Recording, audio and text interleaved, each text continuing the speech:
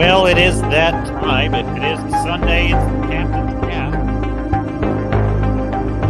Let's go. We gotta go. Why, hello. Welcome to the Captain's Cast. I am your host, Captain Garrett, here on the Swords and Starships channel. Do you want to talk about Star Wars? I kind of am in a mood. I'm in a mood. And I want to share with you something that will, on the subject of Star Wars, for a change, actually feel good. Because I came across something magnificent. You know, like you, I occasionally find things on the internet. And it's one of those rare occasions where I have found something good for you. And we're also going to talk all the top topics of the day. Gen V, I continue to watch and like, which I don't know, that might be a polarizing topic. I'm here for it. I'm excited. I'm going to talk about Gen V, why I like it. Just the captain's chair. Captain's chair is not an appropriate posturepedic alignment. And I want to talk about, this is a bit of a Star Wars themed show because I want to talk about where we are and where we could be. And we'll also get into a couple of trailers. We've got the Loki Shills. The Loki Shills have poor Grizzy. I hope he understands. I'm promoting his channel here. So maybe we'll check out the Loki Shills. I'm not watching Loki. I can't do this shit, folks. I can't do this shit. It's like, listen, you, my dear beloved audience, mean more to me than you will ever know. And I will suffer for you. Your captain will suffer for his crew. However, what is there to suffer for with Loki? There's just nothing happening. I at least need something to happen in these shows for me to, get excited about it. Star Fury's in the chat. Speaking of the crew, hail Star Fury. Welcome aboard. And Tom, as you were, sir, as you were. Fu Man Blue, hail. Yes, carry on. Welcome aboard, my dear crew. Fu Man Blue is also enjoying Gen V. And you are in good company, sir. I have more thoughts on it. And I welcome this crew welcomes dissent. So if you disagree with Gen V, please do let me know. And where we are with Star Wars, up shit creek without a paddle. Well, Star Fury, I'm glad you brought that up because there is a YouTube channel called Prism, and they create videos of essentially what could have been. And what I want to talk about is what if Star Wars Episode 7 had been good? What might that have been like? So this is going to be partially a reaction stream. That's right. I am converting this to a Prism reaction channel. I'm reacting to the Prism video, what if Star Wars were good? But before that, I think it's time that we set the table with how low we have sunk. It's funny. I've spent a lot of time on this channel just roasting the shit out of Mandalorian Season 3, Ahsoka, and Secret Invasion, and just all this crap. And honestly, I'm actually kind of shocked by how predictably awful every single one of these things are. Like, every single one.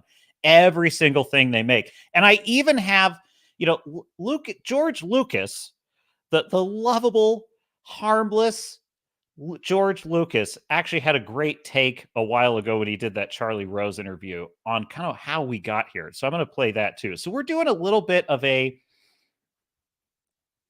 you know how they say, this is going to sound grim, but you know how they say at a funeral, it's not a sad occasion, it's a celebration of life. Well, this is sort of a wake for let's have a wake for Star Wars. Star Fury, get your favorite tipple. Let's get drunk. No, I'm just kidding. This is coffee, a very robust blend. Fu Man Blue is in the Rumble chat. That's right, lest I forget. We are live streaming on YouTube, Rumble, and X, formerly Twitter. And soon to be more platforms when I can get the time to figure that out. Starfury says, a tad of a pointless exercise. Aren't we acting like abused victims with all that? Well, maybe. I don't know. I'll let the chat decide. You shall be the jury, and I will defer to your judgment. No, stick with me on this, Starfury. Stick with me. The captain has a plan here. I wouldn't... Star Wake. I don't know what that is. I don't know what's happening there. Oh, Star Woke. Okay, gotcha. There you go. So, and we have some other things in the stack of stuff. Should we do a quick warm-up? Just to get the stream demonetized? We'll just get it out of the way. You know, I'm tired of waiting around for it to get demonetized, so we'll just do it. We'll just do it live. I would rather be entertained and entertain you than worry about monetization. We'll worry about that later. So details. Okay, here we go. So there is a new trailer. I have not seen this, so we're going to react to it live. For Napoleon on Netflix. So here we go. We are discovered. Good. Wait! Nice! It's a trap! Retreat!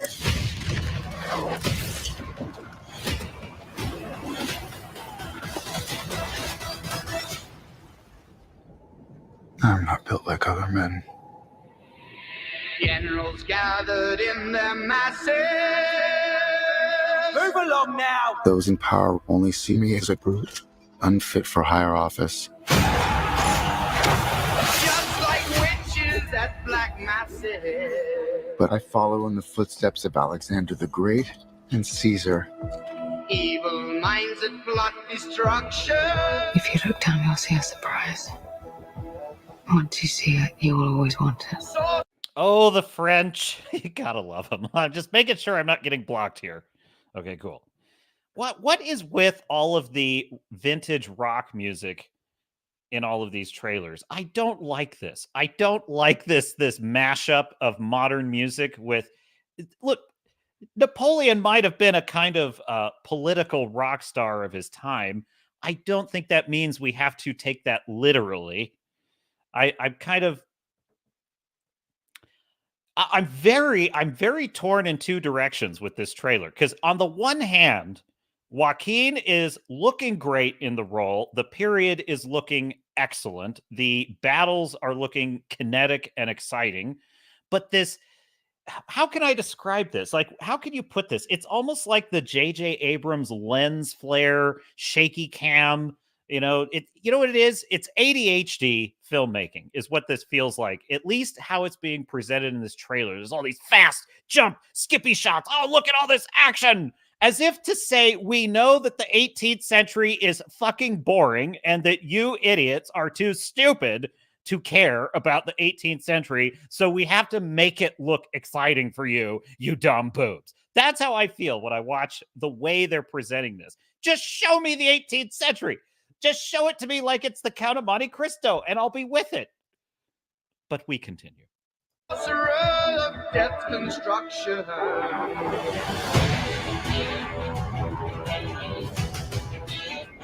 I must warn you. Oh, I will ship not porn. be the second in command. I will win by fire. I am destined for greatness.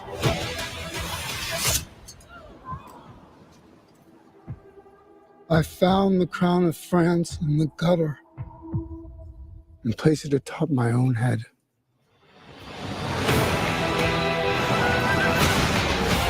Ashes where the bodies burn. I hate this music. You want to be great, but you are nothing without me. Say it. This is Ridley Scott, so there's a high chance, at least, that this trailer is mangling what could be a good film, possibly. But this smacks of girl bossery to me. This smacks of Napoleon was an incel, and he did it all because he didn't know how to get along with women. I'm just getting those vibes, okay? I believe I speak for all of us we would all sleep again without this vermin. Whose country are we in?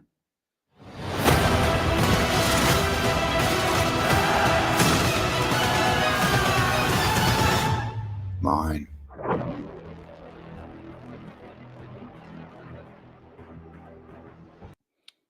You know, this just makes me think of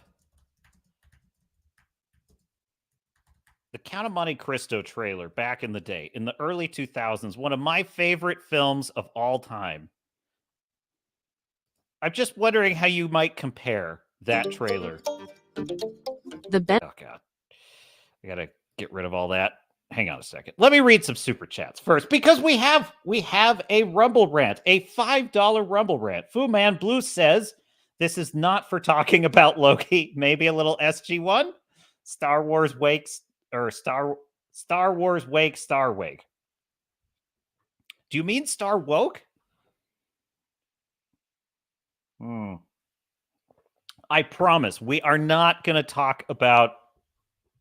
We're not going to spend a lot of time on what's bad. Just trust me on this. Just if we get into it and you don't like it, we'll move on. But thank you for that very generous Rumble rant, Fu Man Blue. And there might be some Stargate talk on the horizon. Absolutely. And we have Redoubt Productions in the chat. Hey, I'll take War Pigs over whatever song they're using in the last trailer. I mean, look, it's just this trope, this current modern day trope of like, we've got to make the 18th century look like it's Star Trek 2009, and it's just stupid. It's just stupid. Now I'm going to see if I can find, because I'm not already demonetized enough. Yeah, here we go.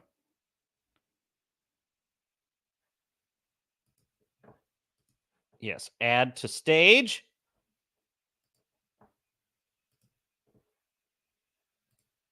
Come on, come on! Good, you finally hit something. Being your friend is always an adventure. Yes, it is, isn't it? Edmond Dantes had a promising future. It's kind of using some modern music, so I just got hoisted on my own petard. That any man would envy. As soon as I can afford the ring, we'll I don't need a ring. I don't. You're under arrest by order of the magistrate of Marseille. I demand an explanation. It was you? Why are you doing this? It's complicated. I didn't Look at that, understand sword why fights. Betraying him, but now, having seen his exquisite fiancée, I understand completely. Betrayal, I am innocent. love triangles, an innocent man. Said is that Edmond Dantes has been executed. My advice: take solace in the comfort of your good friend. You were a soldier. Teach me the knife, the sword. Good. Too good. This book of escape. In return for your help, I offer something priceless. The treasure of Monte Cristo. I will change my identity. I shall become a count. Ladies and gentlemen, the Count of Monte Cristo. Count on revenge. Death is too good for them. They must suffer as I suffered. I'm a count. Not a saint. The Count of Monte. Dude, that's a great movie. I love the Count of Monte Cristo. Watch that. But I don't hear a lot of heavy metal rock music in that trailer. I don't think it's necessary. I also don't think that's the best trailer out there. There must be better ones out there. But anyway, you get my point. So Napoleon, boy, am I torn on this one. I am so torn on whether this movie's going to be great. That's, what my guess is, if I had to put money on it, I'd say it's probably going to be mid, a little above mid. Ridley Scott's been very hit or miss lately. This might be sort of a cash a paycheck time for Ridley Scott. I feel like that's what these directors do. They just need to cash a paycheck, so they go and get a Netflix deal. But there's a lot there that looks pretty good. I sure do like Joaquin Phoenix in the role. I don't know exactly what he's channeling all the time. Sometimes I see him kind of like, he's got that kind of muted, quiet performance. I'm thinking, where are you getting that? Where are you getting that in your studies of Napoleon? I'm open to it. I'm open to it as an interpretation of the character. I just am skeptical. The captain is skeptical, but I will reserve judgment. Now, oh yes, absolutely, Star Fury. The book, The Count of Monte Cristo, better than all cinematic versions. However, if I may take a slightly different tack, if you will. There was one change in the film that the screenwriter made that he felt was something so that made so much sense for Dantes's character. He couldn't honestly believe that Alexander Dumas left it out. Now that's a tad egotistical, I will grant you. However, the change he made was Fernand's son. What the heck was Fernand's son? So, in other words, his enemy's son turns out to actually have been his son, Henry Cavill's character in the movie. Basically, it turns out that was why I'm blanking on her name, Mercedes. So Mercedes and Dantes had a son, but she passed it off as Count Mondego's son. And it's great in the film. It adds a lot of intensity to the drama. It gives a really primal, emotional stake at the end of the film. And that was not in the novel. So I actually think that is a change I'm okay with, because I thought that made it more dramatic and even better. But you're right. You're never going to... Alexander Dumas is an incredible... He's an incredible guy. He really is. He was a mixed race guy in the 19th century in France who made his living writing serial stories in the newspapers. And that's how he published The Count of Monte Cristo. That's how he published, I believe, The Three Musketeers, The Man in the Iron Mask. What an amazing storyteller. Fu Man Blue says, oh, also Cap got it backwards. When he said it was not for talking about Loki, it was for not talking about it. Okay. All right. Look, I think I understand what you mean. Got it backwards. It was not for talking about Loki. It was for not talk. So you're saying you don't want me to talk about Loki. Okay. The only thing we may do on Loki is watch the Shills, because I haven't watched the show. I just don't care about it. This is incredible to me. I have nothing left emotionally for modern Star Wars or modern Marvel, or honestly, at this point, it's pretty much gone for DC as well. As far as I'm concerned, the last greatness that existed in the DC films was the Christopher Nolan trilogy. And even he kind of torpedoed that at the end, because The Dark Knight Rises. I did watch Rises again recently. It's not quite... It was just such a mistake to have Christian Bale's Bruce Wayne be this kind of loser shut up in his mansion. It just didn't make sense. That's the thing that really kills the movie for me. But there's a lot else that's really good. There's a lot else in it that's pretty good. Eric Marr is in the chat. Ahoy, Eric Marr. And Ice, a.k.a. Black Knight, author of the Stars Shatter series, available now on Amazon. Check it out. And I saw you on a Drink with Crazy stream today. I was not able to participate in the chat. I was deep into show prep, but I was there. And Wrangler is aboard. What else we got going on? Well, the chat's just going by. All shill reacts are welcome. Well, thank you. Thank you, Fu Man Blue. So, yes. And so let us move on to the topic of the day. Oh, I do have a couple of recommends for you. It is Halloween season. What should you watch? Well, I'm not like the biggest horror movie connoisseur, but I do like a good scare. I like a good scare once in a while, you know? And so I have two things. I have a Captain Salute and a Captain Scowl.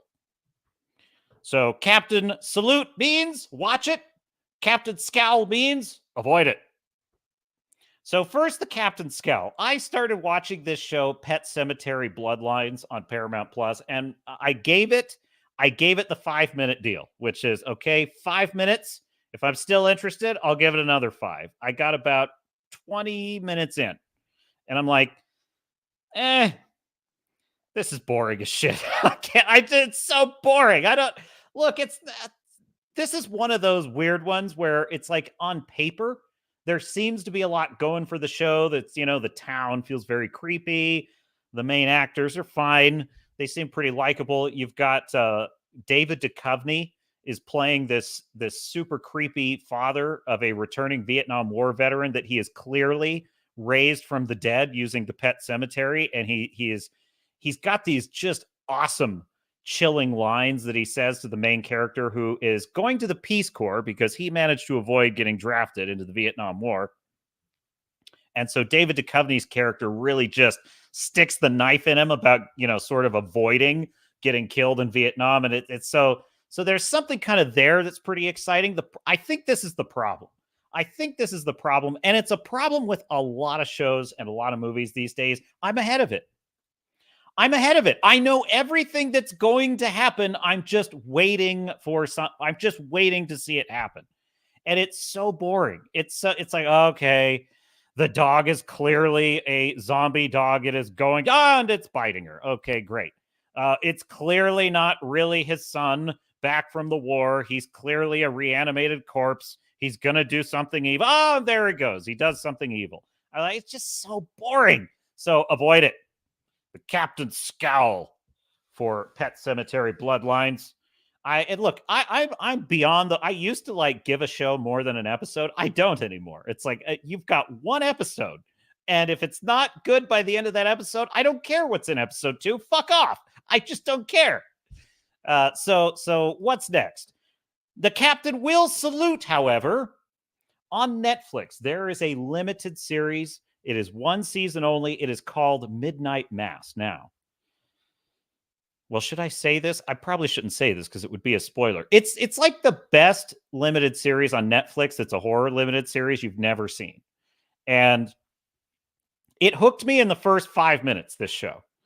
Now, granted, for some of you, I thought it was a really good hook at the beginning because it really brings you into the main character and you get kind of invested in him. And then but I have a weird obsession with New England. Okay. I have a weird obsession with like Far Harbor in Fallout 4 was like one of the best things I've ever played. It was just so awesome. I want to live in Far Harbor for real.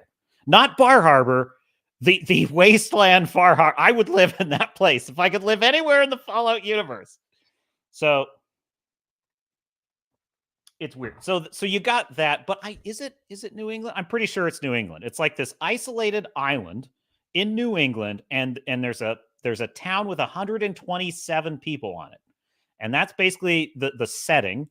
And this man who has just got out of prison, he's a young man who just got out of prison for killing someone in a drunk driving accident. He comes back to this island. He's kind of trying to put his life back together. It's a very religious town. There's a Catholic church and a Catholic priest, and everybody in the town, for the most part, is a devout Catholic. So you've got this religious element going on, but it's this kind of isolated bottle world because there's this sense of claustrophobia. It is an excellent Monster in the House story. If you recall, I am a great fan of Blake Snyder's Save the Cat 10 genres. And so in a Monster in the House story, and this is why bad horror movies, I guarantee you, if you see a horror movie and you're like, that wasn't scary or that sucked, it violated one of these rules. And in a Monster in the House story, you must have a house, which sounds obvious, but the house in this case can be, it just has to be it has to be a setting that you can't escape from. And the setting doesn't have to literally be a house. It can be a house, or it can be an island that you can't get off of. It can be a space station. It can be, the starship Nostromo where the alien is hunting them, or the house can be the whole planet, such as in Independence Day. Independence Day is a Monster in the House story in which the monster is the aliens and the house is planet Earth. So the island off the coast of New England is a perfect house for this Monster in the House story. So check it out. I don't really want to say too much. I think you'll probably sniff out what's going on in the story, but there's plenty of twists and there's plenty of fun. And so yes, Midnight Mass, I couldn't put it down. I binged the whole thing. It was fantastic. So check that out. When do we talk about Hunger Games, something stinks? Well, let's just pull that up. You want to talk about Hunger Games? I got Hunger Games for you. Oh, I got all kinds of Hunger Games for you. This is... Oh, I forgot to bookmark the trailer for myself. Let me grab the trailer. Because I've got feelings about this. So, if you don't know, Rachel Zegler is I did not even realize she was in this movie, and I already hated it. Sure. This should do. This is... Why do I even bother? I shouldn't even bother anymore. I'm just here for you, my dear sailors and star naughts. We're live! Mr. Snow, after everything you've seen out there in the world, what are the Hunger Games for? Is that Sanji from One Piece? Is that it kind of looks like him. Are you coming to the tree? The Hunger Games, they're to punish the districts. Those tributes don't have a choice. Your role is to turn these children into spectacles, not survivors. So we both be free. We're live! Smile. It's why we have teeth. Imagine it was your name that they pulled. Strange things can happen here. I just want to know that somebody still cared about me, that I was still of value. Welcome to the Capitol. You look like you shouldn't be here. I should. I saw this, not this trailer, but I saw a trailer for it in the theater, and immediately I was like, I am so tired of prequels. I am so sick of prequels, I can't even tell you. You know what this is? This is the latest Hollywood tactic of not having to make... This is the safest play. You know, it's an existing IP. It's already got a built-in fan base, and you don't even have to risk anything creative, because you can just go back in time and retread territory that we already know from backstory. There's a second trope in this that I absolutely hate, which is that we are following the character of President Snow.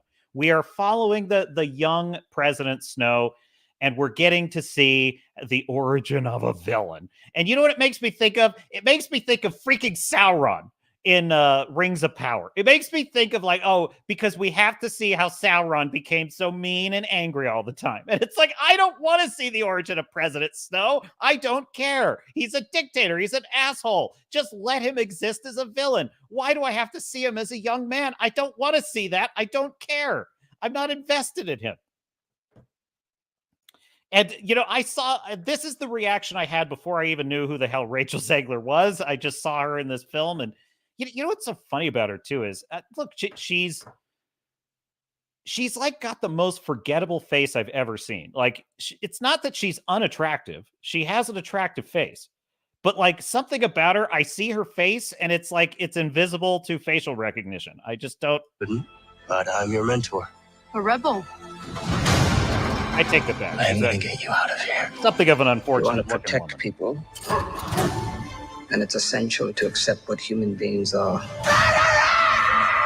and what it takes to control them. Let's see you use that famous snow charm. You seem like a good man, Corleone Snow. I have seen what war does to people. Fueled with the terror of becoming prey. See how quickly we become predator? I want my enemies to see a rainbow of destruction engulfing the world. You monsters! All of you! Good luck with that poor little songbird. Where is she?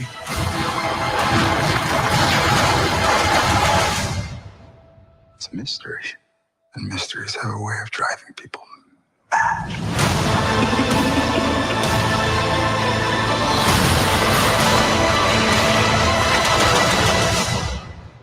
Mr. Snow, let me ask you one final time.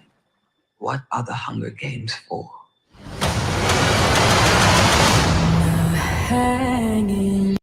You know, first of all, the original Hunger Games film series was mid. It was mid at best. That first film I liked. I remember I saw that first film. I had no idea what the Hunger Games was. I never heard of the books, none of it. I watched the movie. I came out of the theater, and my reaction was basically like, it was surprisingly good. That was surprisingly enjoyable.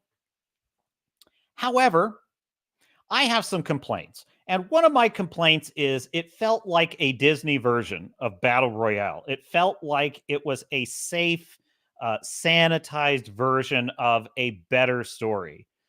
Something like The Running Man, or, those classic films about, a Thunderdome scenario, right? But with youth.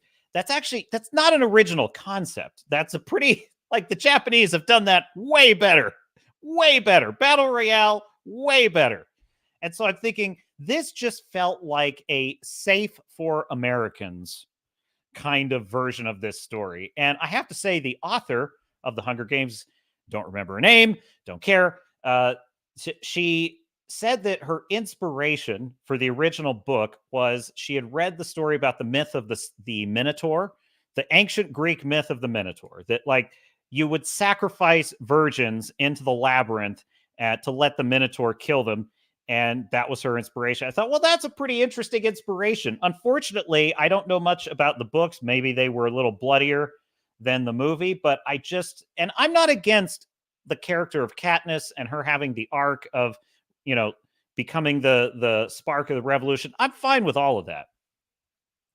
I just felt like once they got into the Thunderdome, that was when the movie got boring. I'm serious about this. Like, all the Hunger Games film that I enjoyed was everything leading up to the actual games. Once they got into the actual games, I was bored to tears. I was like, oh, and then there was all these the weird the weird bee stingers, all this the point. It was just stupid. I was like, I would rather see the intriguing, like the intriguing political,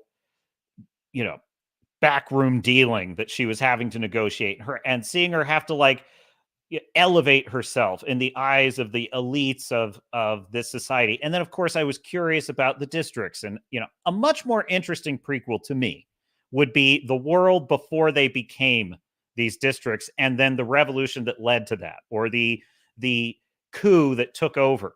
That would be a little more interesting to me. But it'd be really interesting? How about just continuing the story? How about just having more of no, but you can't do that, because that would require creativity and inventiveness. And I will tell you something, the final entry in that film series, The Hunger Games, was boring. I can barely remember anything that happened in it. I can vaguely remember Katniss wins in the end. She wins in the end by firing an arrow. That's about the most I can conjure from my memory. They're boring, safe, vanilla, bland. Who cares? Who cares? Erigmar says, modern Hollywood can't seem to pull off a proper suspense horror. They really can't. Well, they have to play it safe all the time. It's really more of the small indie films, like Blumhouse Studios occasionally has a good one. Ugh. What? Let's see. Yeah, we'll put that one up. When Rachel's figuring out she's more hated than some dictators, shall we say, says Star Fury. Look, she is entitled and aggrieved. And look, she has been brainwashed. Like everyone her age, she has been brainwashed to think she has a grievance. She has been brainwashed to blame everyone but herself for all of her problems, and it's an unattractive quality. It's unattractive. Fu Man Blue says, super fucking mid Hunger Games. Anything I stay awake through but would never ever watch again is barely mid even. Yeah, totally. I'm pretty much there with you. The only bad guys allowed to be portrayed now are some sort of terror birds. Yeah, what's up with that? Readout says, I liked the first two books as a teen, but have come to be a bit jaded by the franchise since everyone copied aspects of it. Panel also should not survive as long as it did. I don't know about the books because I never read them. As I mentioned, there were things about the first film and a little bit in the second film that were interesting. There were interesting elements of the world. I liked the odd culture. What would you call it? The 12 districts? I don't know what you call that land. I forget what you call it. But anyway, the world of the Hunger Games. I found the whole media culture, which is becoming somewhat frighteningly prescient, actually. That was all really interesting, and I thought there was a lot of material to be mined there. I just think that the minute they get into that Hunger Games, it gets boring. And I think the reason it gets boring is because it feels like a half measure. It feels like a half measure, that movie, because on the one hand, the concept is excruciatingly horrific. It's excruciating. We're going to randomly select by lottery 2 children from every district, and we're going to make them fight to the death. Well, that should be a slam dunk story concept right there. That is a slam dunk, folks. That's a great story. Unfortunately, when we get into the arena, it's a bunch of freaking love triangles. It's like, oh, I'll spare your life and you'll spare my life and we'll work together and we'll beat the odds and we'll twist their arms. It's like, no, a dramatic story would be you have no choice. Who lives? Who dies? You choose. And you fucking live with that choice. And it's horrible. And it's awful. And it crushes your damn soul. And that's the point. That's the point. That's what I hate about it, is that it's a half measure. It's afraid to go the full distance of its premise. That's the problem with the Hunger Games. It's afraid to go the full distance of the premise. And you know why? Because it wouldn't qualify as a young adult novel then, because that would be too scary and that would be too violent. And we can't have that. Just one captain's opinion. So I don't begrudge anyone liking the Hunger Games. I mean, I don't begrudge anyone liking anything. But I mean, I understand liking it. I just felt like it was a letdown for me. It was just a letdown. Yes, the prepping of the tributes. Well, you know why that's the best part? Because at that point in the story, it was going the distance. Like the full, I would argue the most horrific scene in all of the films is when Katniss's sister is selected to go, and she has to make the choice, the sacrifice to volunteer herself. That is the most suspenseful that film ever is, I think. That is, when they're actually being lifted into the arena, that might actually be the most suspense. And then after that, it's all downhill. But up to that point, everything was pretty good. It was how you're going to survive. What's your strategy going to be? You're not going to make it if you don't get backers. You're going to need medical supplies. You gotta schmooze with these evil wacko rich people. That was all pretty interesting because at that point, I felt the plot was going the full measure of the distance. Then they get in the arena and they start sort of, the plot allows them to sort of worm their way out of things that in reality undermines, frankly, it kills the whole franchise. Because if I don't see something fucking terrible happen in that arena, something awful, something that shocks me, if I don't see that, I don't buy the whole threat level of this entire world. I don't buy the threat level of President Snow, despite the excellent performance of Donald Sutherland. I don't buy the intimidation factor. I don't buy the moral stakes and the level of sacrifice that's being asked of the characters. And so it's a damn shame is what it is. And it's why I am not a young adult fiction writer. I just am not. The captain, and the captain is a writer himself, Blood and Oak, 2 novels in the series, more on the way. The link is in the description, www.bloodandoak.com. And in my story, it goes the full measure. Let's just put it that way. It's got to be, it's about slavery on the Barbary coast at the hands of the Barbary Pirates. And there's no half measures. It's I'm going to show the reader how fucking awful this would have been. And I'm not pulling any punches. And I was even a little afraid I did pull some punches. But fortunately, the feedback I got was I probably went farther than I needed to. So that's just me. Now, I have nothing against young adult novels. They're fine. I can't write them, though, because I can't write things that are that safe and that are that there's got to be something nerve shredding in a novel for me to be interested enough to write it. There has to be something I read and it stays with me. Like I'll give you a great example. Joe Abercrombie's novel series, the First Law trilogy. That's a low fantasy kind of world. And the way he takes an archetype or a trope and he turns it on its head and he shows you something shocking that you could never have predicted was going to happen. It's like sometimes for the good and sometimes for the bad. It goes both ways. Sometimes you have a morally depraved, hideous character do something shockingly human and benevolent, and you're like, wow, that was amazing. And then sometimes you have a character that's sort of supposed to be the hero that shocks you with like something they do that's either, I don't know, it's just, but this is the important thing. It's always in line with the character. It's always in line with what has been laid out. It's never a cheap twist. It's like, no, that was what was always going to happen. It's like once you get to the end other side of it, you're like, okay, yeah, that was where that was always going. And that's the beauty of how he writes, which, by the way, Rian Johnson, that's how you actually subvert expectations. So check out Joe Abercrombie's books. They're really good. Eric Marr, he goes the full measure. Black Knight goes the full measure in his books. The slavery in the Star Shatter universe is even more terrible than what we have in our world. Absolutely. Like, look, it's like if you're going there, you got to go there. You got to go there. Readout says the most miserable HG reading viewing experience is enduring Mockingjay, pain, love triangle, pain. Oh, dude, I swear I cannot remember what happened in that movie. I can't. I just remember like vaguely there was something about she killed someone at the end with her bow that upset the balance of power. That's it. That's all I've got for you. I don't know what else happened in that stupid movie. So anyway. And then Fu Man Blue has a comment in here I wanted to highlight. Where is it? There we go.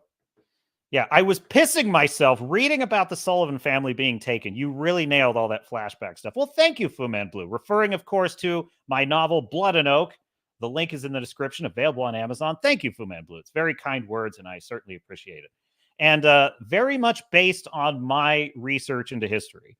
Like, I researched I read actual accounts of the slavery. And by the way, that wasn't even the worst of it.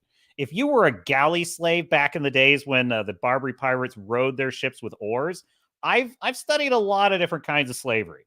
And I've come to the conclusion that the worst I can discover in the history of humans, anyway, this is not going into like speculative sci-fi, just the worst slavery I've ever read about was being a rower on a galley, which is a ship propelled by oars. And literally you were chained to a bench 24/7. You ate and shat there until you died. It was truly, they said that the ships, you could smell them. You could smell the ships for miles.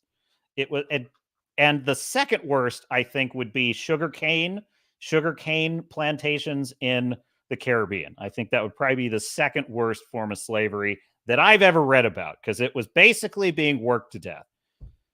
Of course, well, then you get into World War II. We're not going to go there. But anyway, yeah. I probably went a little overboard with the flashbacks. I feel like I have to reel those in next time. But speaking of a show that does great flashbacks, I was watching One Piece again because I'm working on a video for it. And I'll tell you something.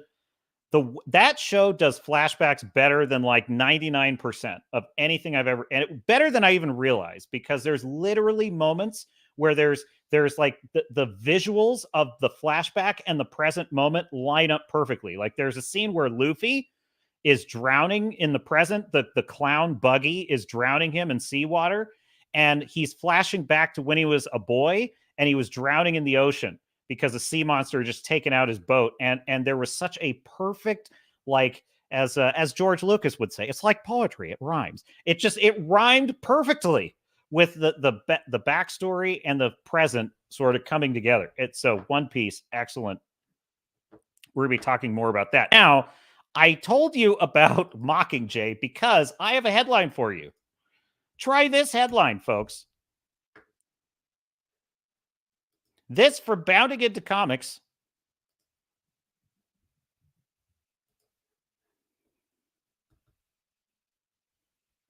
There she is in all her... Look, I'm telling you, nothing specifically unattractive about her. Just like if you saw her in a crowd, would you even know she's a celebrity? I wouldn't. She looks like an average person to me.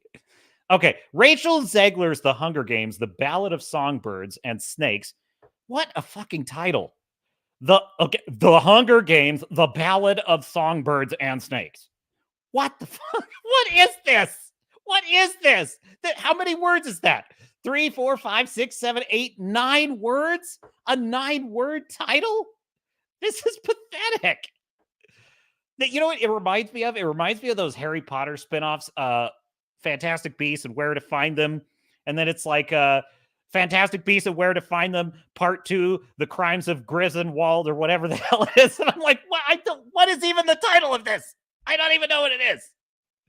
The upcoming prequel film, The Hunger Games, The Ballad of Songbirds and Snakes, is predicted to have the franchise's worst opening weekend. Well, this looks like a CW show if I've ever seen one. Let's just face it, folks. Box Office Pro recently shared their long-range predictions for the Rachel Zegler film, predicting the film will gross between $35 million and $45 million in its domestic opening weekend. The outlet also predicted the film will only gross between $90 and $142 million in its entire box office run. Folks, this is bad. This is bad. Dude, this chick is like, she has got a goose egg for 3 films. Oh, like, what else has she been in? She's been in, so Snow White is going to tank. This one's going to tank. Do you know why this is going to tank? Because who cares? That's why. It's a prequel about the story is over. The story's over. There's nothing to tell. Look, there's no characters in this we care about. We don't want to see the rise of an evil dictator. You know what it's going to be? I bet you it's going to be that, like, he was a good guy in the beginning and he just got led astray and he kind of went down a dark path. You know, I don't care. I don't want to see that. Also, why is he wearing a dress? What the fuck? What is up with that? This is the thing. You know, we're going to talk about this in a minute, too. George Lucas makes this point about what they got wrong in Disney Star Wars. And he said, well, you know, Star Wars is about the Skywalker. It's a family story. It's about the family. Star Wars is about the family. And he's right about that. It's about the family. And if it's not about the Skywalker family, if we're moving the story forward, it is at the very least a story about people and their relation. You know, I was even just thinking, Star Trek is a human story, okay? Star Trek is a story about humanity, okay? Star Trek is a story about humanity. Star Wars is a story about humans. It's a story about human relationships. It's about human family. And I think that Star Trek is much more of a story about a society, a culture, a civilization, and exploring that. It's about exploring the human soul, and I feel like Star Wars is about exploring the human heart, which might just be a bunch of pedantic gobbledygook, but I'm going to stick with it anyway, because this is the Captain's Cast, live on Swords and Starships channel, YouTube, Rumble, and X, formerly Twitter. Please do like and subscribe. And Rachel Zegler is headed for pain, folks, because the previous worst opening weekend in the Hunger Games franchise was 2015's The Hunger Games Mockingjay Part 2. And the film grossed a total of $102 million in its opening weekend. It went on to make about $281. That ain't much, folks. That is not much. I thought that film did well, if I recall, but I guess not. The original Hunger Games film had an opening weekend of $152 million, went on to gross $408 million. You know, back in the days when you were just making a film as cheaply as you could, see if you can make it a blockbuster and build on that. $408 million now is like what they throw at some no-name writer who's never written anything to do a Marvel movie. That's like $408 million. They go get some director who's got like 3 credits for Jimmy Kimmel Live, and they say, hey, here's $400 million. Go make us a $1 billion movie. It's so stupid. It's bizarre. It's bizarre, folks. The sequel, The Hunger Games Catching Fire, had the biggest opening weekend. Yeah. Well, is this Alfre Woodard? Who is this? Or is this I forget which actress this is, but she is the most interesting part of that trailer. I'll give him that. She's the most interesting part. She's got a freaky, scary looking eye. She looks like she looks like that Trump prosecutor, actually.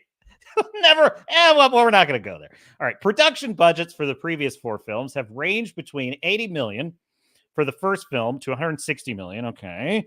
Yes. I'm trying to find the lead here, folks. If you take the trends from both Mockingjay films, which saw just shy of a 30% increase in the international box office compared to the domestic, The Hunger Games, Ballad of Songbirds and Snakes, will only bring in about 207 million globally.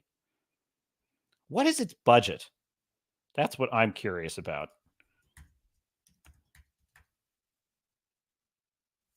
That would...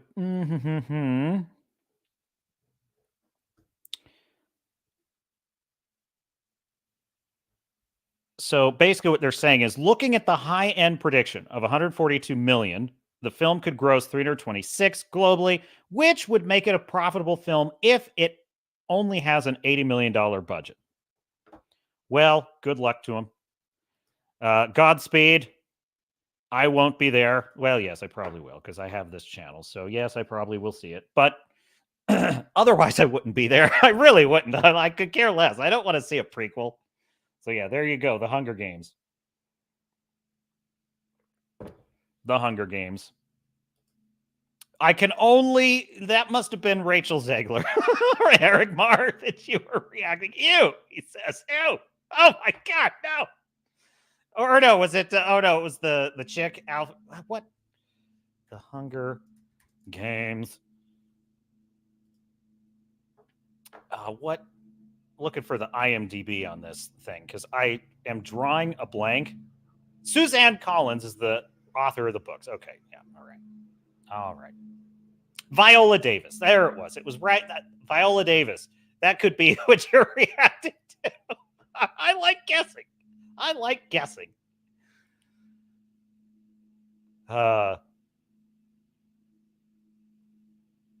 So, okay. Now, let's take a look at a different... I think it's time to take stock, is what I'm trying to say. I think it is time to take stock of where we are in the Star Wars, Disney Star Wars catastrophe. And so your captain has taken the liberty for you, my dear audience, because even though none of you were asking for it, I felt this is what we needed. I went through all of the Disney live action stories, Star Wars stories. And I decided, I'm going to do this with Marvel too, because I feel like it's time to just diagnose all these assholes. And Bellamy Boy is in the chat. Welcome aboard, Bellyman Boy. I'm sorry about that. Bellyman Boy says IMDb Susan Collins. Suzanne Collins? Well, let me know what you're looking for. I know that she wrote the books now. So let me know what you're looking for. We'll talk about it. So here is the captain's list. I have taken all of the Disney Star Wars films and TV shows, and I have ranked them from the most palatable to the most horrific. And so this is the captain's ranking of Disney Star Wars films from best, or more accurately, most acceptable, to absolute horror show. And I believe we will start with what I consider... Now there's a couple of things you need to understand. There's the rating the captain would have given it the day it came out, and then there's the rating the captain will give it today due to, I believe I would coin the term... Disneyflation. Let's call it Disneyflation. That is, you have to adjust your rating for Disneyflation, which is, I did not know where this was going, okay, when I saw some of these films. So like The Force Awakens, perfect example. It's a giant mystery box. Anything could happen, or nothing could happen, or the worst thing possible could happen. Luke Skywalker could disappear like a fart. That could happen. But we didn't know then what we know now. We didn't, And we don't have time travel like in Star Trek to go back and fix things. Yeah, I would violate the Temporal Prime Directive to solve this disaster. So, adjusting for Disneyflation, I believe the best film, the one film that still remains the only Disney project I consider pretty good, and that would be Rogue One. I love this film. No, stop, pause. No, I ruined it. I ruined it already. This is highly organized. Yes. There we go. Rogue One has a lot going for it. It's got Donnie Yen. The Force is with me. I'm with the Force. It's got a pretty cool storyline with one of my favorite actors of all time. He's such a great character actor. He's the one that plays Craddock. Why is his name escaping me at the moment? Anyway, it did some fun things. I like the fact that it was a film where there was actual stakes, there was sacrifice. I do think Jen Erso is a bit of an annoying character. She's a bit of a Mary Sue at times. But there's all, this is the most interesting Andor ever was. That's definitely for sure. But at the end, it ends with a worthy, noble sacrifice. And it tells a pretty good tale of what it was like to steal the plans for the Death Star. So I'm pretty much okay with it. But moving on. Second most acceptable thing that Disney Star Wars has ever produced, I would argue, is The Mandalorian Season 1. The concept made a lot of sense. You have a classic serial Western in space, a mysterious pale rider type character wandering from town to town, getting embroiled in local drama. His mission gets complicated when he discovers that his target is this child that he actually cares about. And we as the audience become a little bit more intrigued because we've never seen another. I mean, if you leave aside female Yoda from the Jedi Council, we'll just put that to one side. We've basically never seen another example of Yoda's species. That's pretty interesting. That actually there was a lot of opportunity there. If they had just kept it gritty, just keep it like he gets bounties. He goes after the bounties. We get to see him do gritty, kind of dark things. There's no lightsabers right off the bat. There's no Jedi. This is right after the fall of the Empire. So it's kind of interesting to see this character and explore the actual culture of the Mandalorians. That was another intriguing aspect of this. And so the first season, pretty good, definitely some filler, but for the most part, there's a through line. He's protecting this child. It comes to a head at the end. He has to fight the Empire. And it seemed reasonably promising. Which brings me to number 3. And this is where I think we start to sink into the captain disapproves. Andor, I would argue, is possibly the best written thing that Disney Star Wars has ever produced. It has competent execution of dialogue, character development. The Imperial Security Bureau, the ISB, which is which is pretty much like, it works pretty much the same way as the CIA, the FBI. It's basically the same deal. So this is the Imperial surveillance state at work. And you've got all this scheming going on within it. You've got characters there is this dog-eat-dog knife fight for political power inside the Empire. So you got that going on. It's pretty interesting. They actually have real limitations, the characters in this show. They can't just go find a space whale and fucking fly to another galaxy whenever they want, okay? They actually have to strategize. They have to come up with stratagems to trap the rebels. The rebels have to come up with clever ways to sneak into places. There's heists. There's prison escapes. There's terrifying and horrific human sacrifices to survive.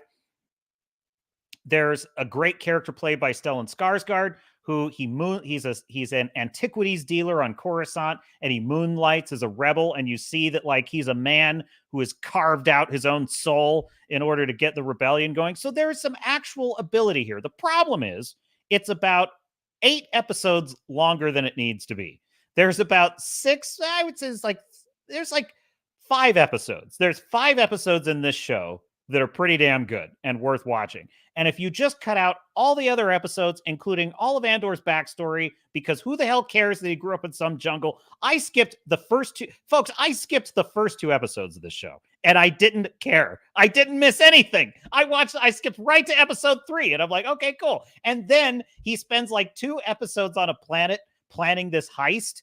And most of the, I just praise the dialogue on the show, and a lot of it is good. But then there's also dialogue like, how do we know we can trust you? We can't trust you. And he's like, you can trust me. You can trust me. I am Andor. He's like, we don't know if we can trust you. I don't trust him. Do you trust him? I don't know. I don't think we should try. 2 episodes of that, folks. I skipped those 2. I went right to the heist. The heist is pretty good. So there you go. But on the whole, I do not like this show. I think it was boring. It was long. It was oddly placed. It was oddly paced, and they made me work for it. They made me work for it, and I don't mean work for it in terms of they trusted the audience with nuance and complexity. What I mean is they wasted my time to stretch this thing out into 13 episodes. It actually could have been. It could have been the one Disney Star Wars project where 6 episodes, 6 to 8, would have been good. How many episodes was it? I think it was 12, if I recall. It was 12 or 13, maybe. It could have been 5. It would have been just fine. But now, unfortunately, we must sink even lower into the depths of Disney. Because then we have number 4 on our list, The Force Awakens. Now, The Force Awakens only survives this high on the list for one reason and one reason only, and that is the mystery box. Every character in this could have gone any direction that any writer wanted them to go. And from the footing of this very flawed opener, which was just basically a retread of episode 4, and in hindsight, one with a great deal of flaws, there was still potential with the character of Finn.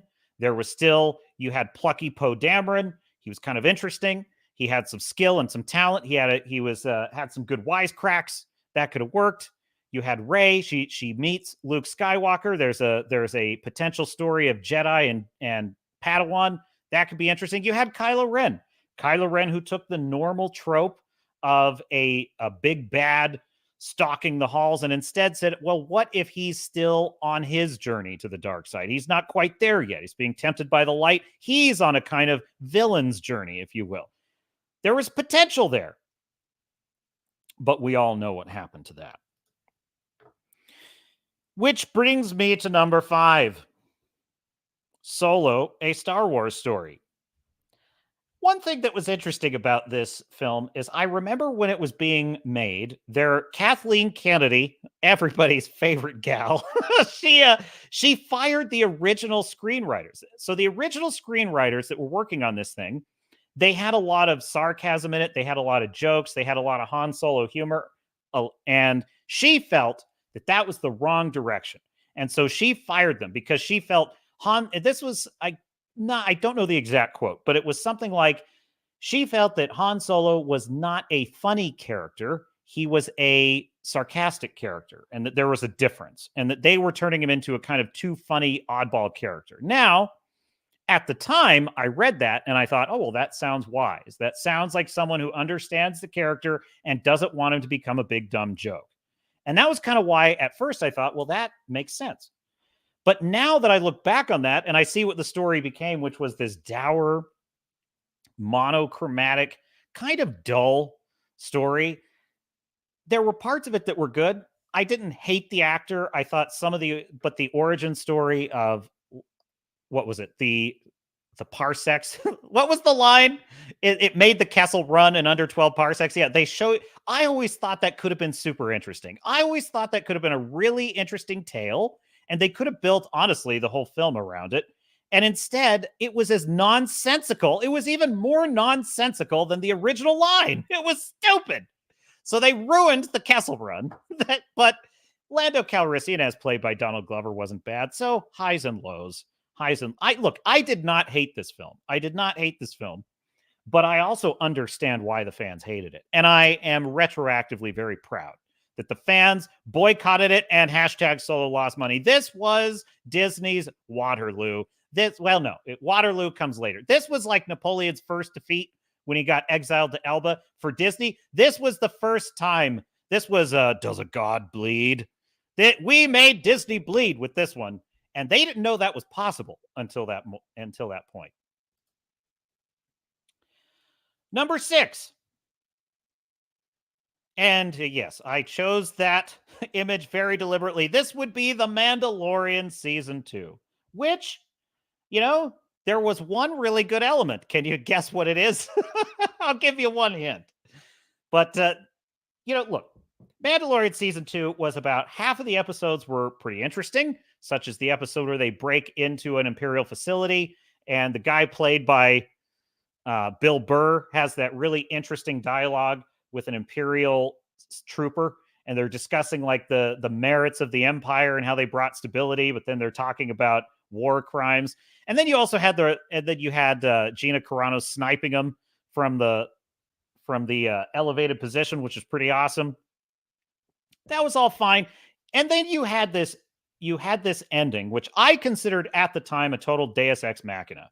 Luke Skywalker swoops in, saves the day, and even though I quite enjoyed that scene, I remember coming away with it. I was still pretty blue-pilled at this point. I was still kind of thinking, well, this must be their way of saying that the Luke we saw in Last Jedi was a mistake, and we're righting the ship. We are bringing it back to the way Luke should have been. And that was kind of my thought on it. Well, we know how that went, don't we, folks? Star Fury says, let's call a spade a garden tool. Star Wars is dead. Why have I now got the dead parrot sketch now going through my head? There you go, as Wrangler. Badass babe. That's correct. That's correct. And off we go. Number 7, The Book of Boba Fett. Boring, absolutely dull. What a waste of a character. What the fuck was this show? I don't even know. It was like the Sarlacc pit. That's another one. That could have been super interesting. We're climbing out of the Sarlacc pit. How did he escape it? How did he escape being digested for 1,000? Oh, he climbed out. Okay. He climbed out. Oh my, that's so interesting. Oh, so yes, The Book of Boba Fett was, what I mean is the Book of Boba Fett and Luke Skywalker training Grogu. That's actually what I meant to say. The Book of Boba Fett, the Book of Boba Fett and Grogu and Luke Skywalker and the Mandalorian and the blacksmith and the training of the Darksaber. What the hell? Have you ever seen this in your lives, folks? A TV show where the title character is not in the show for 2 full episodes, where they just go ahead and do a mini season 3 of The Mandalorian and they do a Luke Skywalker episode that has nothing to do with the main storyline, such to the extent there is one at all. It's ridiculous. And then, of course, Mandalorian season 3. Oh, look how badass they look, folks. Look at how exciting they look. Have you seen the Mythosaur? I will even say I got some enjoyment out of Mandalorian season 3. It was funny. It was good for a few laughs. But that brings us to number 9, Ahsoka. And as you can see, the numbers have now changed to the color of vomit. Because, by the way, I love this image. This is my favorite. She is honest to God. She reminds me of this Mad TV skit. Does anyone remember Stewart? This is an oldie, folks. In the 90s, Mad TV, it was like SNL, but it was a little edgier at times. And you had Stewart, who was a grown man playing the part of an 8-year-old child. And it was as cringe and horrific as you can imagine. And he would just always say to his mother, look what I could do. And then he would do some dumb, he wouldn't even do anything. He just would do this weird looking pirouette, and he would wait for everyone to be impressed with. That's what Ahsoka reminds me of. She likes swinging her lightsabers at about the speed that a glacier moves across the Alaskan, steppe. That about the speed that a glacier moves is about the speed that she swings her lightsaber. And it's like she's looking at the camera saying, look what I can do.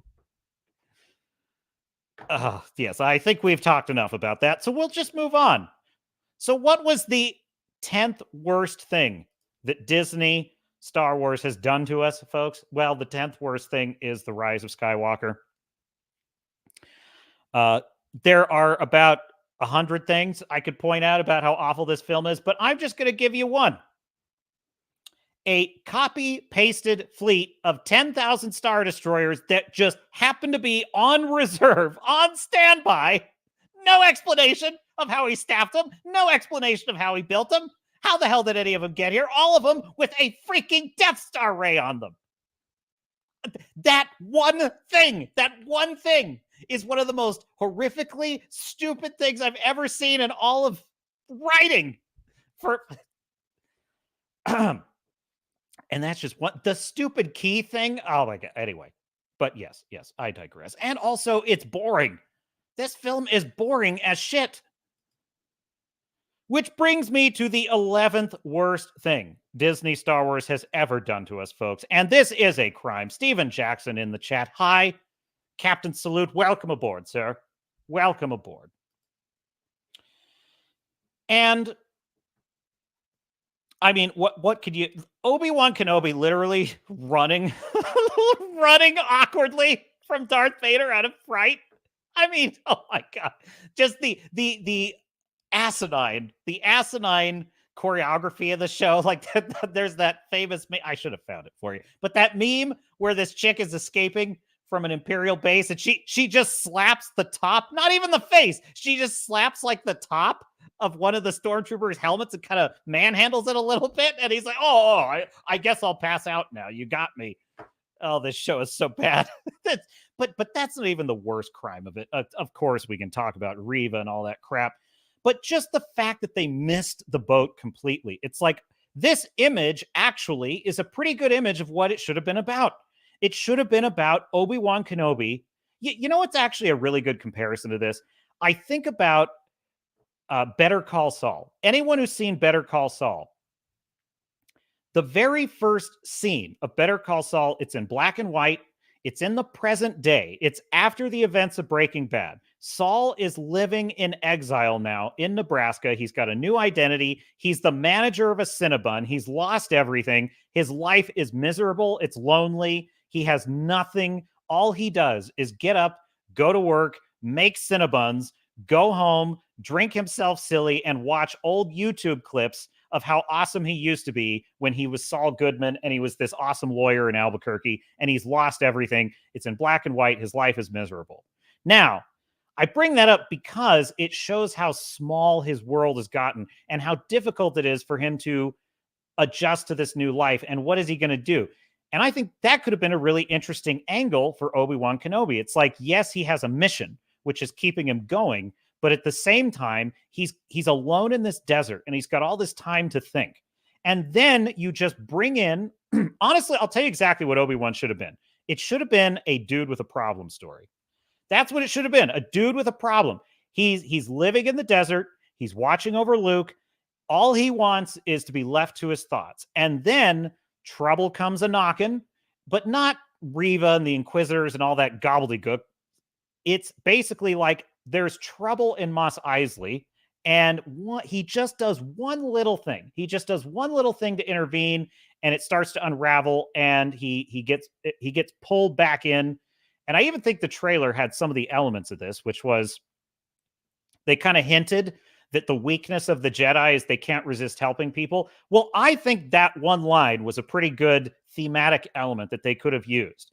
And the whole through line of it should have been him being torn apart from his pull to be a Jedi, his wrestling with his failure and his defeat, and the duty, the fear of failing in his duty to protect Luke. I think those three elements, you could have had a really interesting story. What did they do? Oh, Reva and that stupid plot and Darth Vader fighting him in the desert and then Reva sparing Luke's life for no reason. Oh, it was awful. And now we come to the pièce de résistance. The worst thing in all of Disney Star Wars' various crimes is Star Wars The Last Jedi. And this was really the moment when it all unraveled. This was really the moment when Star Wars was irrevocably, permanently destroyed. Not just because of how awful this movie is by the impotent Rian Johnson, who is incapable of writing a satisfying hero story because of weird psychological Freudian issues he undoubtedly has as a filmmaker and creative. And I'm serious about that. I'm fucking serious about that, by the way. He's up there with Director X, in my opinion. And he should, in fact, Rian Johnson's reactions to things it's just like Director X trying to get on Az's channel. Oh, Robin Hood is good. Robin Hood is good. It's just getting review. But Rian Johnson's reactions to criticism is just like that, folks. Anyway, but that's not even the worst part. The worst part is, rather than hearing the feedback of the fans and hearing the feedback of the customers and listening and actually considering, what should we do? Should we delay the Rise of Skywalker? Should we pivot? Should we, they didn't give it any time, and they doubled down. And then they just said, all of you fans are too stupid to understand how good this movie is. And yes, it was the beginning of the end. Now, why did I take us down this rather grim walk down memory lane? Well, because, my dear sailors and star nuts, I discovered something interesting. I discovered a YouTube video by an account called Prism. The link is in the description, and I want to share it with you. And it's pretty simple. It's basically just, what if Star Wars The Force Awakens was good? What if it was good? What would that have been like? So while I'm pulling that up, I'm going to check the chat as well. And remember, we are live on Rumble and X, formerly Twitter.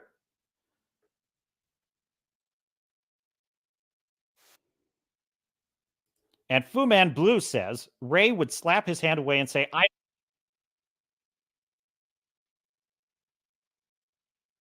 Mr. Wrangler saying, what if James Bond tried to help Ray? Enough said. All right, here we go. Here is,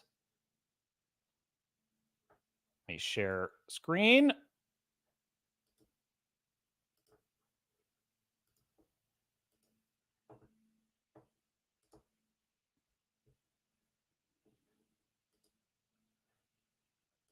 All right, okay, play. That would help. So yes, this is 35 years after the fall of the YouTube Empire, Prism. the galaxy has entered an age of unparalleled peace and prosperity. Leia Organa has worked tirelessly for years, brokering peace treaties and trade agreements for old systems to reform the Galactic Republic.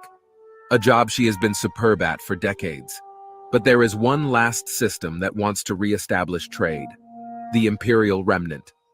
A campaign Leia is staunchly in opposition of, but economic and political forces are pressuring the Senate to yield. Even though they claim to be reformed, they have a dark past.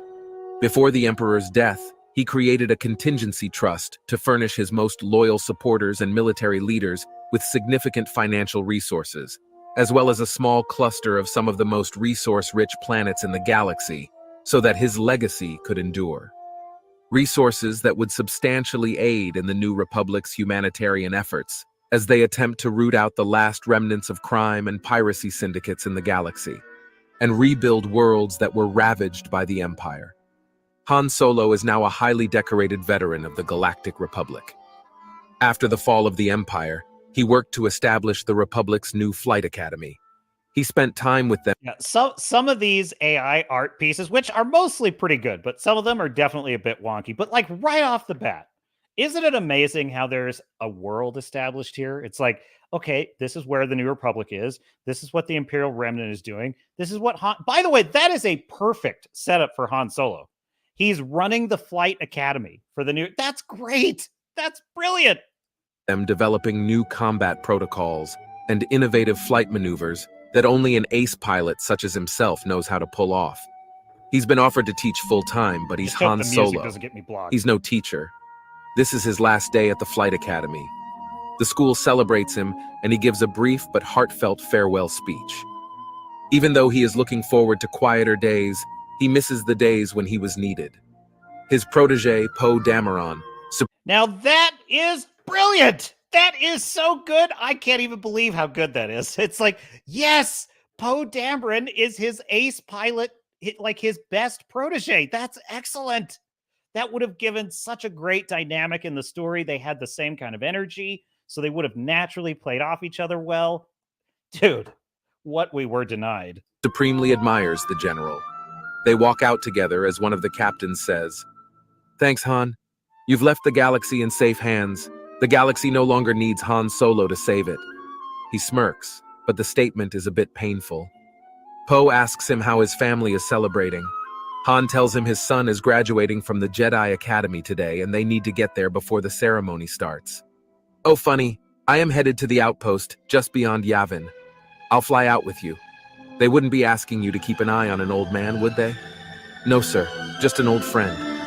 Han smirks. "Good luck, kid. You're going to be great." "Thank you, sir."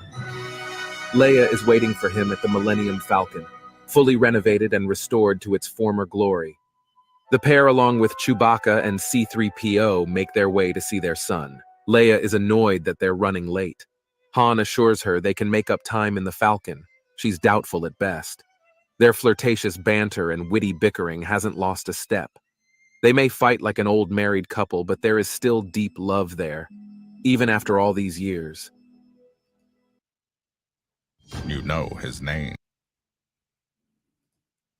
Ad. Boy, I'll tell you, YouTube is more aggressive than ever with the ads. On Yavin 4, Luke has re-established the Jedi Order. There are now hundreds of Jedi that roam the stars, offering aid and counsel where needed.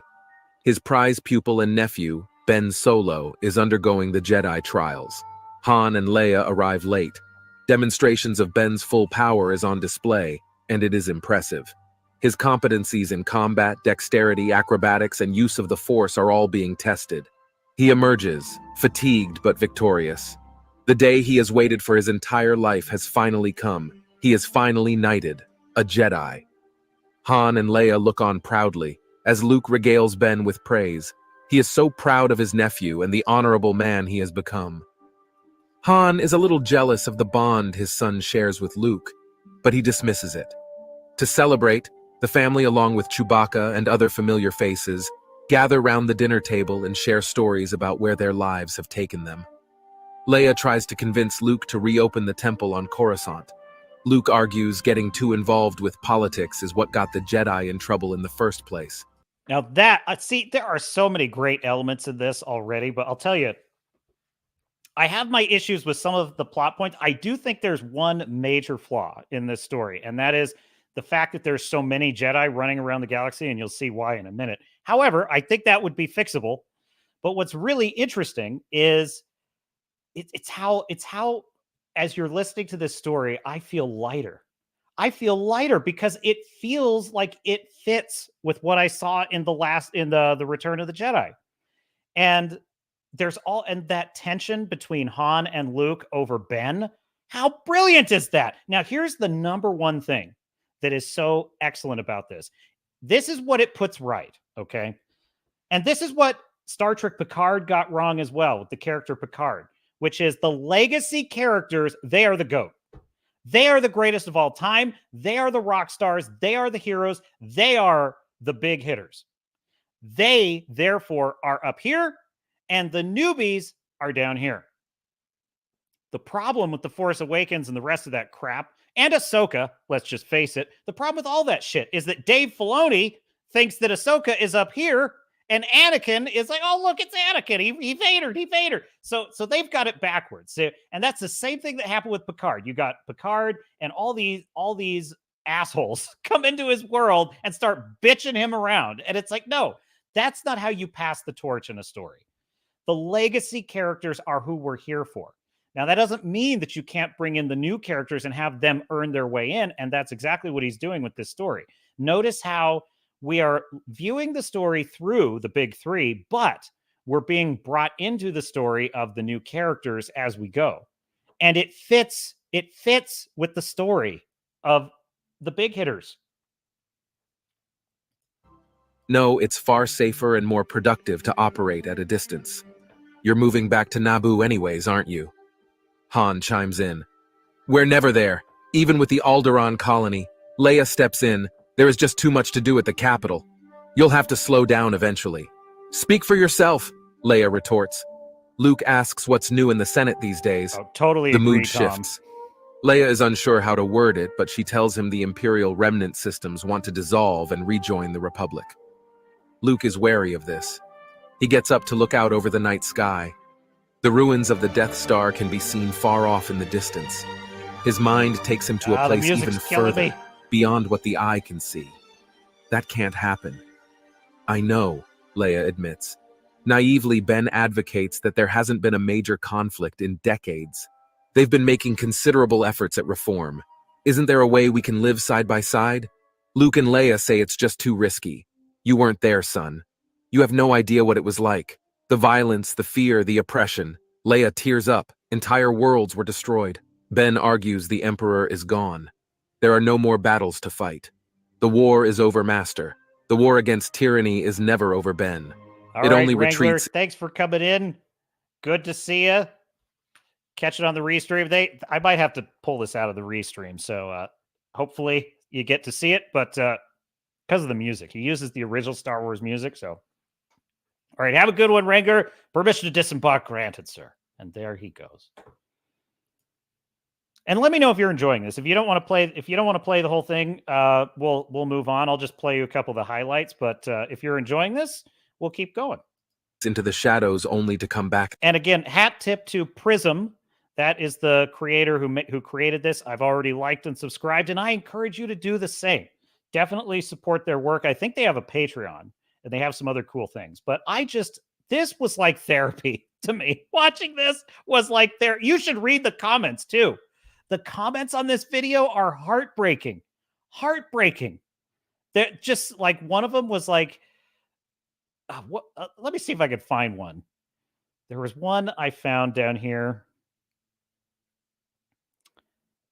Finn gets the story he deserves. Han gets the respect he deserves. Poe gets the mantle he deserves. Rey gets the mystery she deserves. Luke gets the power he deserves. Snoke gets the creepiness he deserves. The Republic gets the defeat they deserve. Anakin gets the protagonism he deserves. We get the Star Wars we deserve. That was a good one. I can't find it. Anyway, there was one. It was something to the effect of like, I can't describe what Disney took from me and how painful it was to like have to like lose this story. And this was like one of the first things that made me feel good in a long time, is what one of the commenters said. I was like, oh my God, it just tears your heart out. Again, Ben laments that he thinks they're all a bit paranoid. Luke tells Ben sometimes the most peaceful times can be the most dangerous. Just at that moment, boom! What was that? An explosion at the front gates. The Jedi Temple is under attack. Jedi and guards leap into action. Luke and Ben power up their lightsabers and leap into action. We get a full display of Luke and Ben's powers, and it is awesome. Han grabs a pistol and hands one to Leia. Just like old times, eh? Han puts a distress call out to Poe. Poe signals the fleet, and they make their way to the temple. Poe informs Han and the team that there is a second detachment that is heading to the Death Star wreckage. Why would they be doing that? Unless the attack on the Jedi Temple was meant to be a diversion. Luke tells Ben to go check it out. Han offers to come. No, Dad, you're safer here. I can take care of myself, boy. But Han listens to his son. Ben and two younger Jedi go to investigate. Han and Leia stay behind with Luke defending the temple. This is probably where I would put in a slight tweak, because I think I love this as an inciting incident. I think it's pretty brilliant. However, one of the problems that this reimagining of the trilogy has is what are the other Jedi doing throughout the tale? Most of it is pretty damn good. I'm telling you right now. But there's like, there's just that sort of dangling element of like, what are we doing with all the Jedi? And I think what I would say is, probably most of the Jedi were wiped out in this attack, is what I would. And I think that might be a bit harsh in the beginning, but I think you could make it work. Amongst the attacking battalion is FN 2187, aka Finn and Phasma. Now this Luke sees Finn hesitate when he is ordered to kill a room of young Jedi. They're only kids, he says. Do it, she instructs. No. She shoots him and gets ready to do it herself. But Han and Luke step in and make quick work of Phasma. However, she is able to escape. Luke asks Finn why he did that. Finn stares at him, his eyes full of fear. This is no stormtrooper. This is just a scared boy. Luke questions what they are doing at the debris site. The stare on Finn's face tells Luke everything he needs to know. Ben is in trouble. Back on the Death Star wreckage, Ben and his Jedi compatriots encounter Rey, a dangerous Sith, and the Knights of Ren, an elite strike force. They're looking for something. Dude, this I was shocked by, because I was like, I would never have thought they would go this angle with Rey, but stick with it because it's pretty fantastic. Now, the best part of this is we get to see the Knights of Ren, and they have a purpose, and they have a point. There's a point to them. Something specific in the throne room. It's a glowing disc made entirely out of kyber crystal. They are packing it up in their shuttle. Rey sees Ben out of the corner of her eye. "Leave now, Jedi. This matter doesn't concern you," Rey barks. Ben and the Jedi stand their ground. They're ready for the fight. The battle ensues. The Knights of Ren fight the Jedi. Rey fights Ben. Ben is outmatched in almost every way, and while the fight is intense, it is brief. His arm is severed and he is in trouble. But before Rey can deal the final blow, Luke leaps into action and swiftly puts Rey and the Knights of Ren on their heels. Outmatched, Rey retreats, and Luke runs over to Ben and cradles him back to the temple. Poe is able to get a couple shots off at Rey's star speeder. It's damaged, and he puts a tracer on it. Han and Leia grieve for their injured son. While he heals, Han, Luke, and Leia try to unpack what just happened. They question Finn. He says he doesn't know much, that they were the decoy for what they needed from the Death Star. Han: "Bullshit. The Death Star was picked clean decades ago. There's nothing left." "I don't know. That's just what I was told. They were just taking orders." Han points a pistol at Finn. "You know, I've pretty much had enough from men who just follow orders. Enough." The boy is scared. So is mine. Luke turns to Finn calmly. "Orders from who?" "Hux can't be behind this. Someone trained that girl. She fights unlike anybody I've ever encountered." "Where are they going?" Finn says, to rejoin the Imperial fleet and head back to base on Ariadu. Han says, "We gotta go after them?" Luke calms Han down. "He's my student. He's my son. These people who hurt him are going to hurt a lot more, Luke. We need to stop them." "I agree, but we can't just go marching into who knows what. Wouldn't be the first time. That was a long time ago. Leia, notify the Republic. I'll notify the fleet." Rey kneels before a hologram of Snoke. "Did you get it?" "I did, Supreme Leader. We are on our way now." That is such a brilliant switch. It gets even better as the story goes on, but he does, I think he uses AI for his voice in here, and like most of the time his narration is really good, but every now and then there's like a line that's like really awkward. I'm like, he must have used AI, but I think for the most part, the story, the dialogue, it's pretty good. "Perfect. I will meet you at the base, back at the temple." Leia speaks with the Supreme Chancellor and General Hux, the leader of the Imperial Remnant. Hux explains they're in final talks to rejoin the Republic. They wouldn't jeopardize the negotiations process with a skirmish to a 30-year-old graveyard. Leia presents holographic evidence. Surely this was a misunderstanding. Despite our instructions from High Command, there are still rogue factions that operate independently. Surely you can understand. Please, we invite you to survey our facility. We will perform an audit of our soldiers, and if any of them acted violently towards the Republic or the Jedi, we will deliver them over to your custody. Perhaps a peaceful envoy is in order. After Hux hangs up, Leia expresses her reservations. The Chancellor hears her, but warns that an open conflict with the Remnant could lead to war. She is ordered to go as a peace-seeking mission only. Han chirps, "Oh, come on, this is a trap." Han wants to go in guns blazing, which may be the right thing to do, but they can't start a war. We don't even know what they were after. When has the Empire ever gone after something for the common good? Disturbed by his options, Luke now goes to meditate. He calls upon the Jedi ancestors to find his next move. If we go in peace, it's almost certainly a trap. If we attack unprovoked, we could inadvertently open another conflict. Help me. You know, J.J. Abrams was right about one thing. If Luke is in the story, it becomes about Luke. And the arrogance and the hubris of J.J. Abrams is that he failed to recognize that, yes, because that's for good reason. That's for good reason. Now, what I love about this rewrite is he did the whole trilogy. He did the whole trilogy, and it is a passing of the torch, but he does it the right way, which is carefully building up the stakes. And this is one of my favorite things about this. I love how this mysterious ring that they are looting from the wreckage of the Death Star. I like the scale of those stakes, right? Because it's this one. Now that's a MacGuffin done properly. That's a MacGuffin that there's some mystery to it. It's not like, oh look, it's a 1,000 times larger Death Star, and this one can kill a whole star. It's like, no, just start with something like some political intrigue, a battle, an attack on the temple, and they're after something. What are they after? Why are they after it? It's great. And Tom says, one of my complaints in this version is the motivation for Ben.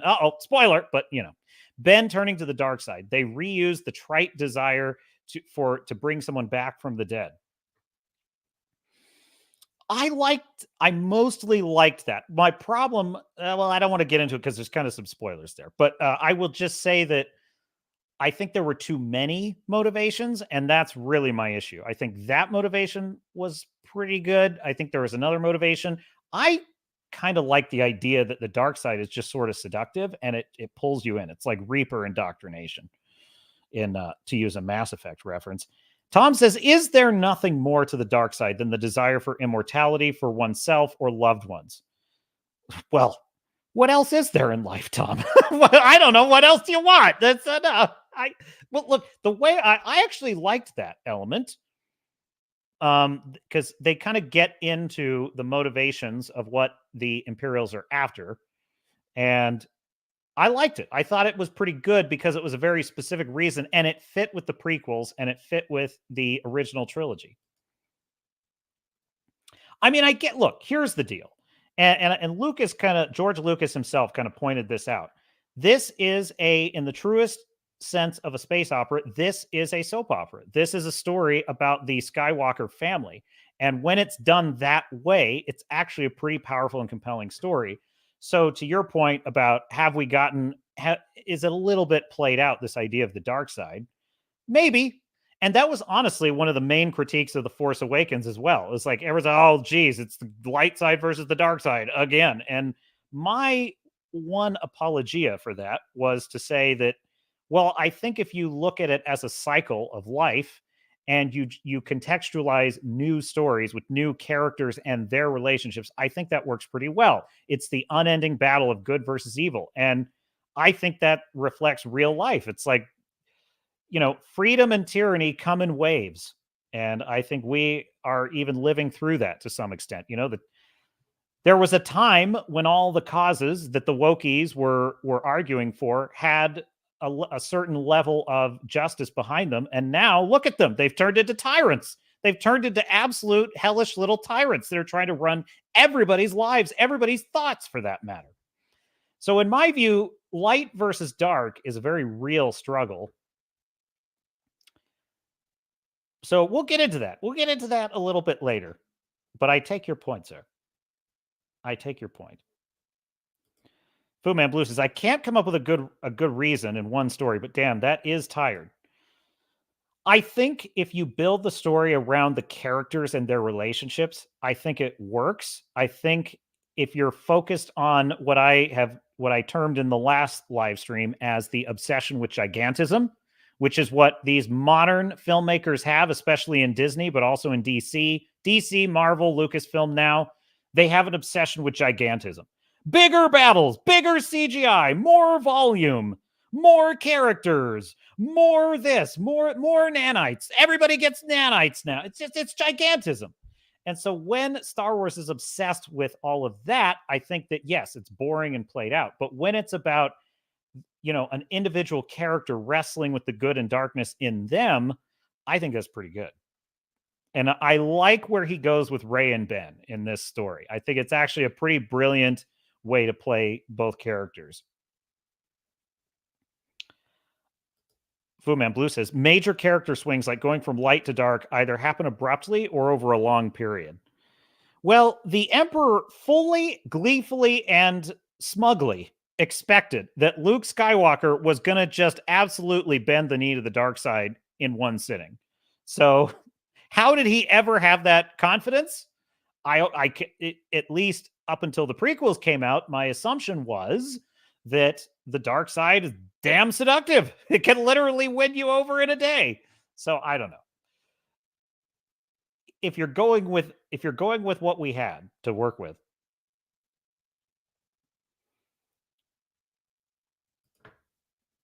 I don't think a well-taught Jedi would fail to see the twisting of nature involved with resurrection. Perhaps. Luke quiets his mind until a familiar voice emerges. It's been a long time, son. Father. Luke turns to see Anakin's Force ghost, calm, quiet, at peace. What should I do? What does your heart tell you?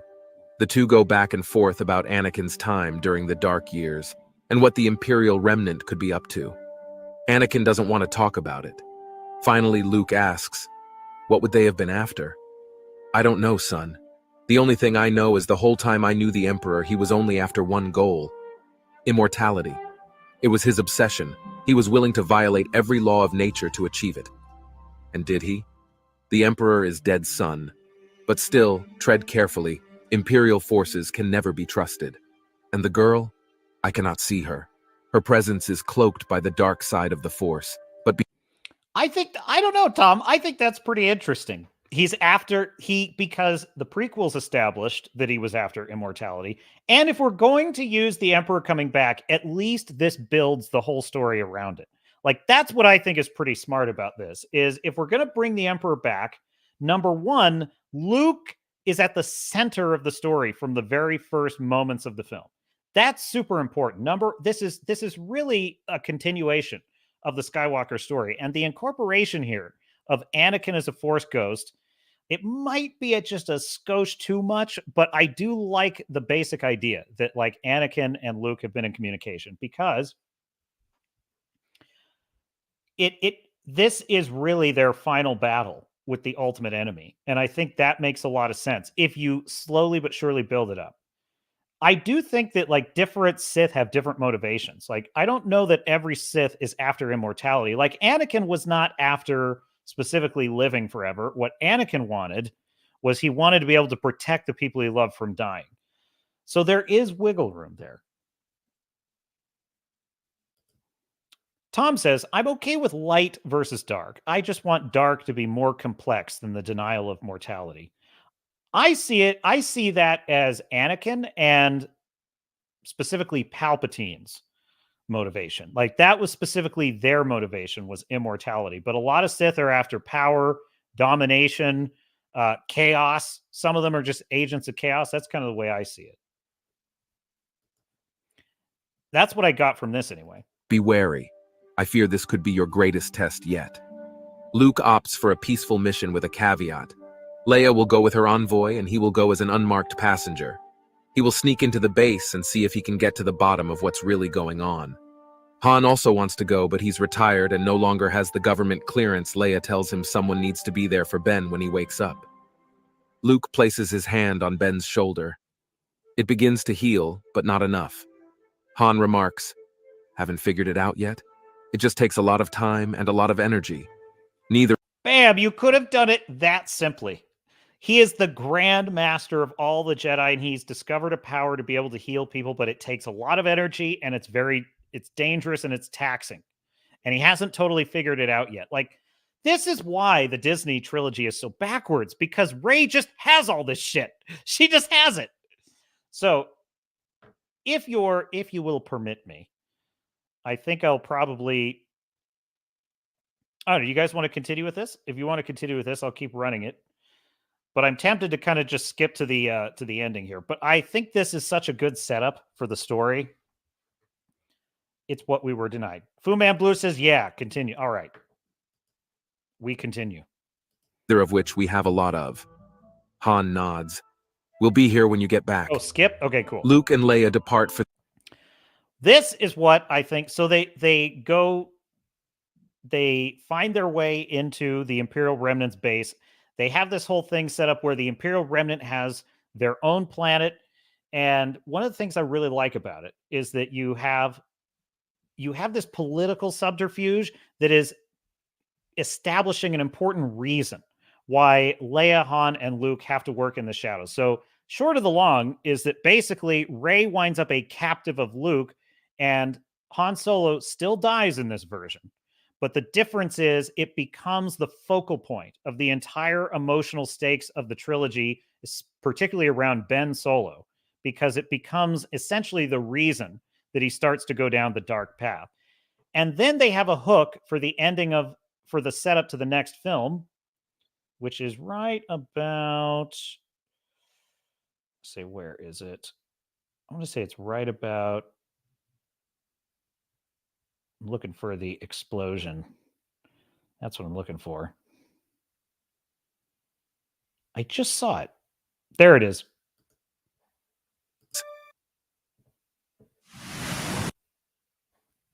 Ads. Got to get rid of those ads. Is over. In that very moment, a beam of light shines down from the Imperial cruiser toward Coruscant, followed by a large military capsule. It drops right in the center of the Senate. Then boom! A massive blast followed by a mushroom cloud fills the sky. The destruction it creates is immense. The Senate is all but destroyed. Surely nobody could have survived that blast. Every government representative along with our heroes are gone. Now, my one critique, so basically what happens is the Imperial remnant, they use the whole diplomatic envoy as a ploy, and then they use the attack, Luke's attack on their base. They use that, which there's a bunch of slaves, there's a bunch of slave labor, so there's a good reason for it. But they use that as a pretext to say, we've been attacked and this is us retaliating. And my one critique, because I love the aspect. I love the aspect that the Imperial remnant are trying to play nice. They're trying to pretend, they're trying to win the galaxy over.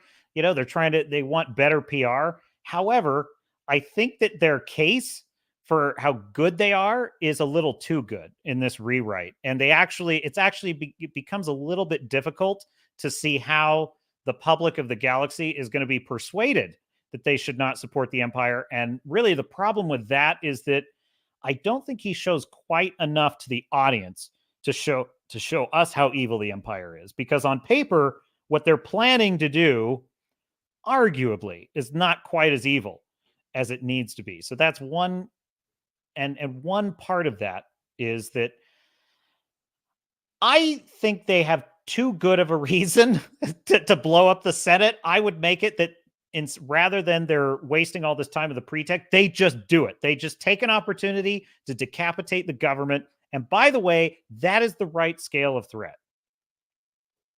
That's the right scale of threat. They've decapitated the Senate government and they've got the New Republic on its back foot now.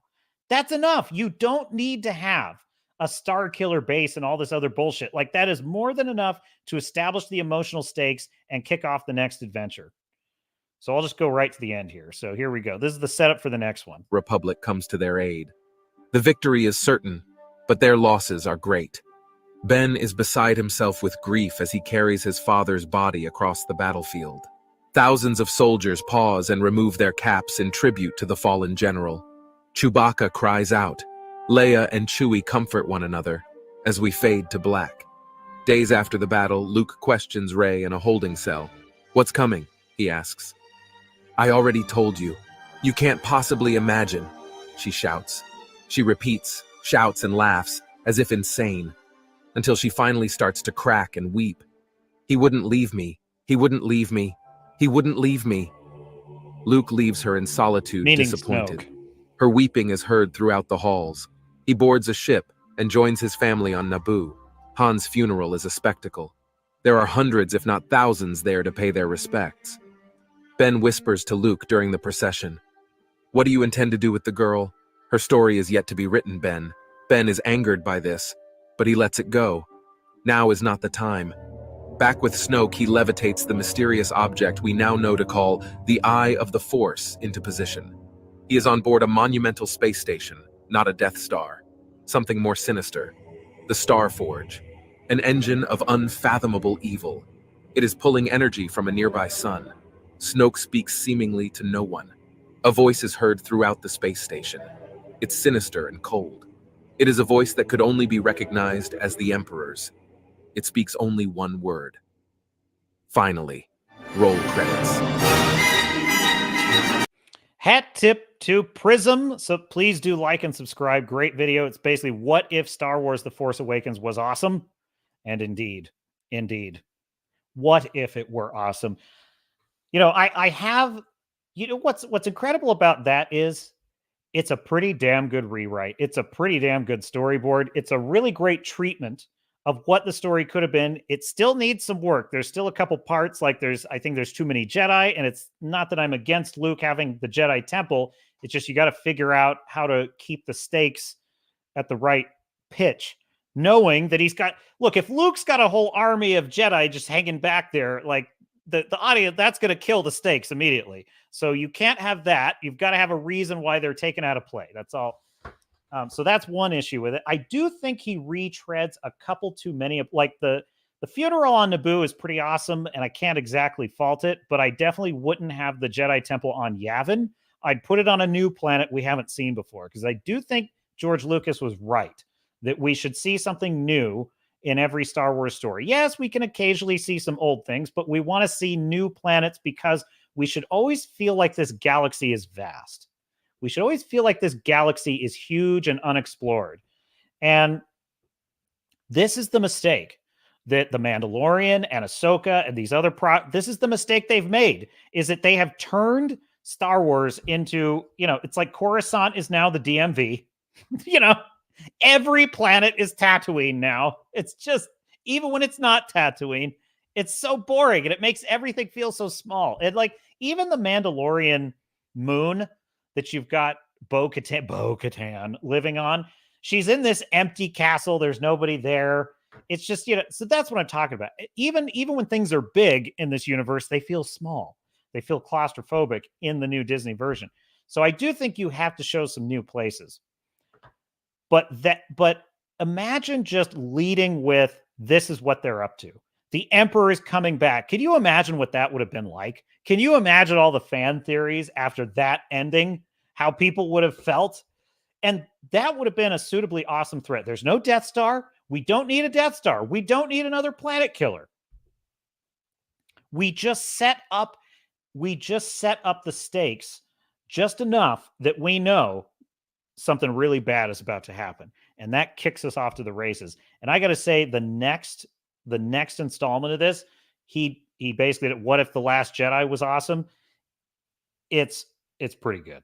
It's pretty good. It basically has to do with Ben's fall to the dark side and Rey's journey back to the light. But what's so brilliant about this is it's not that simple, because in the third installment, he introduces a couple of twists and there's one, I have my issues with certain elements of it. I feel like sometimes the battles, the stakes are a little too complicated. You have too many competing motivations in the same situation, but those are rough edges you can smooth out in rewrite. So that's not a problem. I consider these to be brilliant treatments and a pretty amazing rewrite using almost all the elements that were there. The amazing thing about this is he uses basically all the elements that J.J. Abrams' project and Rian Johnson's project put on the table. Even the fact of Snoke dying, he incorporates that in a really brilliant way. He incorporates the element of the Emperor coming back. He incorporates the elements of...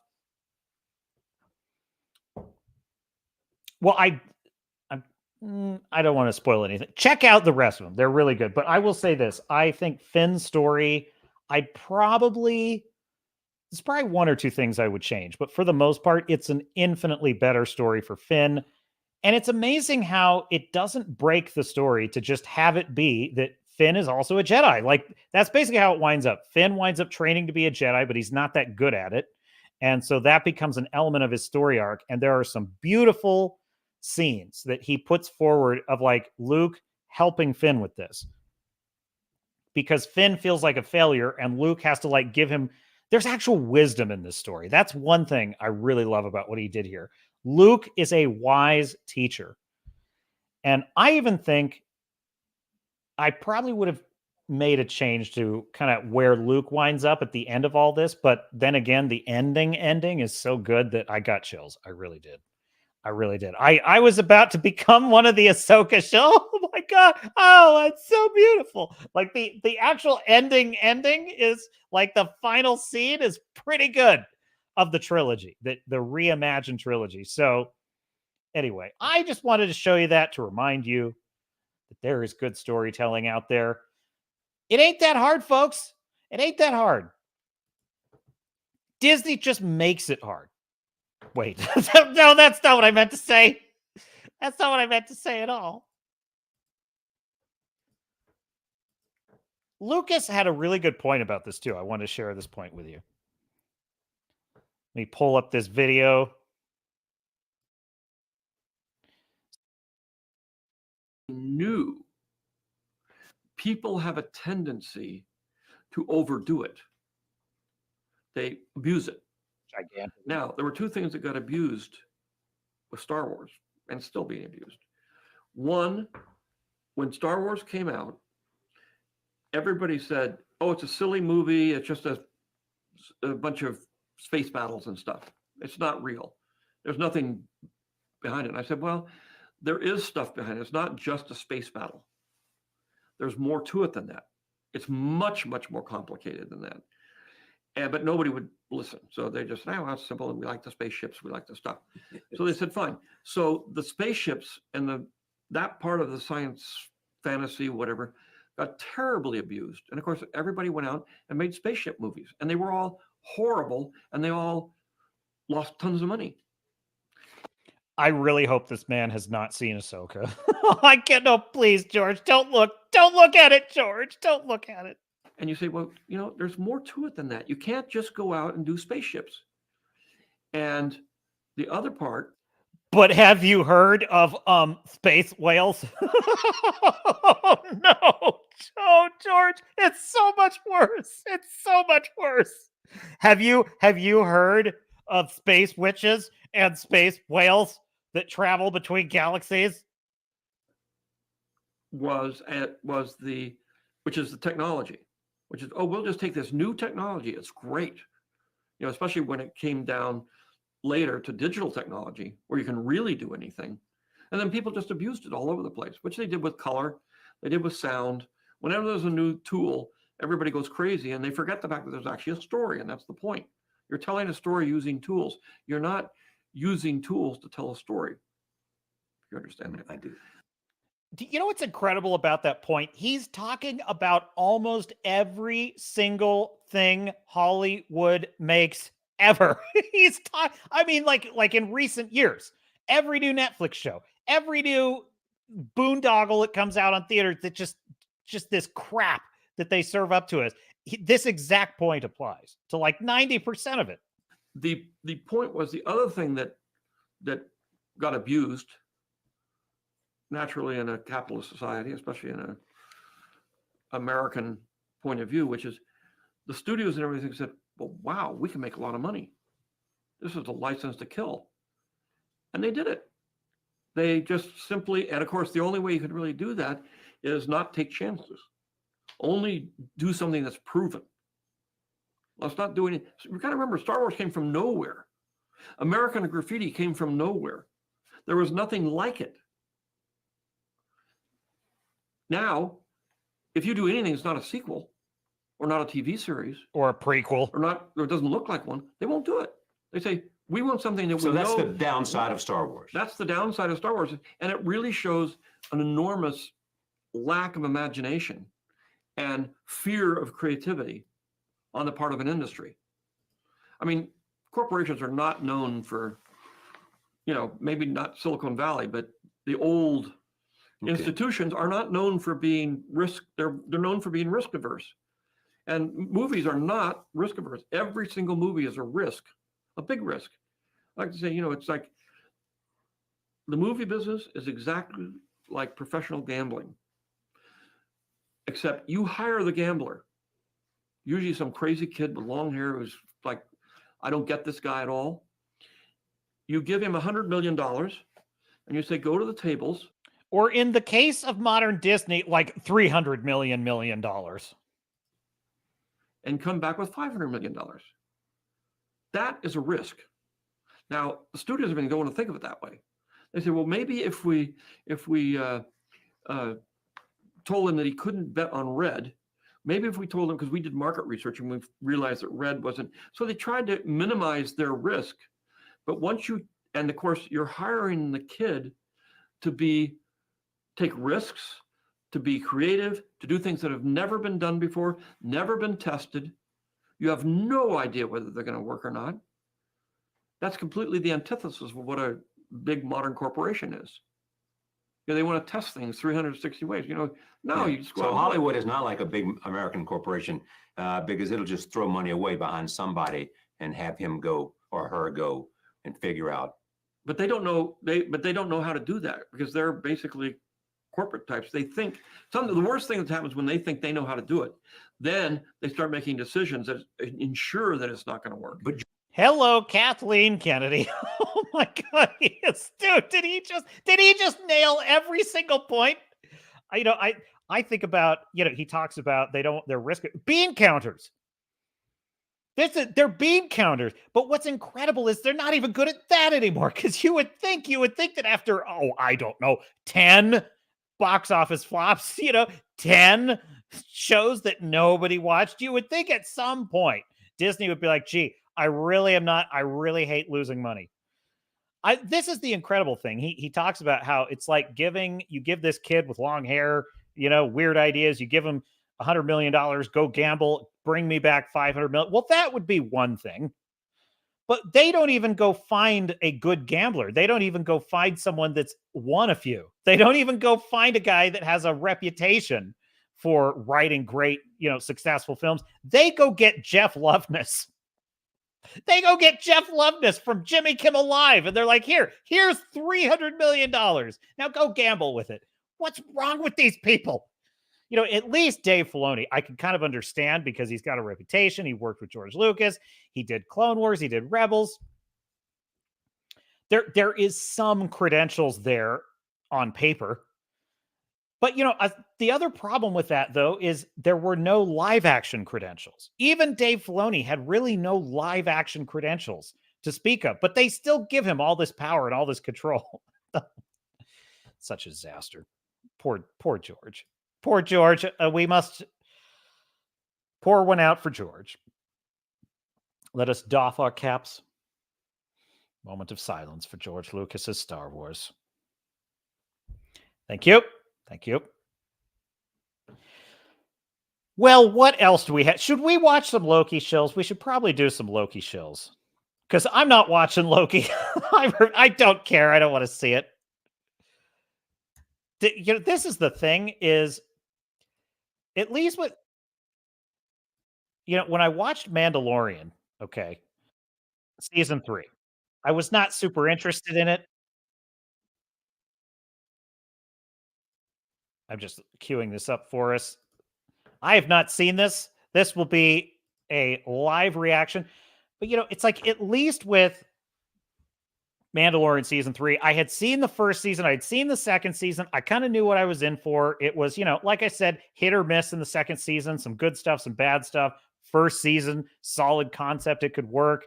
I figured, how bad could it be? And I didn't actually expect, I did not expect Mandalorian season 3 to be terrible. I expected it to be acceptable. I expected it to be, a passing grade. If not, maybe it surprises me and it turns out to be pretty good. I was shocked. I was shocked at how bad it was. I really was. I forget why I was bringing that up. But anyway, on with the Loki Shills. Okay, that was why I was bringing it up. Because enter Loki, right? And it's like, I have seen so many of these things now with Secret Invasion and, Obi-Wan Kenobi, the Book of Boba Fett, Ahsoka. It's like, I've seen so many of them. It's like, every single one of these things, it's the same shit. I'm not going to watch this anymore. Did I miss something in the chat? Oh, yeah, there you go. Tom says, just watched a great retrospective on the entire writing production process of The Rise of Skywalker plot script and how it got mangled. I can only, George Lucas says it's the corporate bean counters basically trying to control the odds. I call it the algorithm wood chipper. They are looking, you cannot make good stuff by data. And this is a delicate balance, and I don't think it's ever going to be easy. It's never going to be easy. That negotiation between creatives and artists who want total freedom, they want to have the ability to explode concepts, and I mean the good ones anyway, or at least the interesting ones. They want to have the opportunity to try things. And that's risky. That's dangerous. And sometimes they go off the rails, and you get like Taika Waititi is a great example of a total creative who just wants to run wild and just do whatever he enjoys. And when he runs too wild, you get nonsense like Thor, Love, and Thunder. So that's one side of the spectrum. The other side of the spectrum is basically what I think Disney is, which is a bunch of accountants, a weatherman running it who thinks he's got an idea of how good content is made, and everything is being run through test audiences. Everything is being written by committee. Everything is being done according to what the latest algorithmic projections are. And that's horrible. It's miserable. It's Ready Player One. It's living in the Matrix. It's not living. That's not living. Art is about living life. It's about life. That's what art is. And so, no, you can't do that 100% from an accountant perspective, but you must have some balance. You must have some balance. And I think the answer today is independent media. And we're living it, folks. We have to make our own things. And we on the Swords and Starships channel are working on just that. So, in lieu of your dear captain gluing his eyes open to suffer and watch Loki for you, which I would do. If you asked me, I would do it. Rather than that, let's take a look at the Loki Shills. So if you don't know, Grizzy, specifically at Grizzy1989, hat tip link is in the description. Check out his channel. Give him a like. Give him a follow. He is performing a service to humanity, which is he goes and finds all these people that cry crocodile tears for whatever Dave Filoni shits out or whatever Marvel shits out. He clips them all together so we can make fun of them and mock them together. And so we shall now engage in the sacrament, the sacred rite of mocking Disney, Marvel, Loki shills. For episode 2 my and God. the direction. Oh, already. Look at the shirts. The shirts say Marvel couple. Oh my God. No. I'm 5 seconds in. I'm 5 seconds in and I'm already horrified. They haven't even said anything and my stomach is turning in knots. All right, here we go. That this series is going. I wouldn't wear that.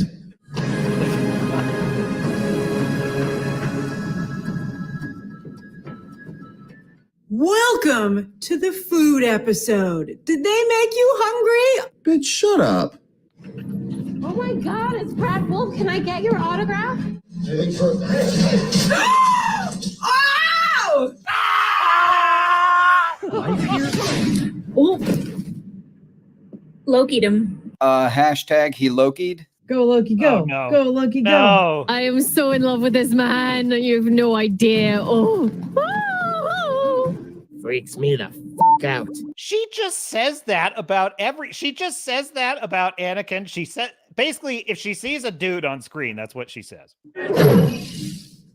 Oh, dang! Oh, shit! Whoa!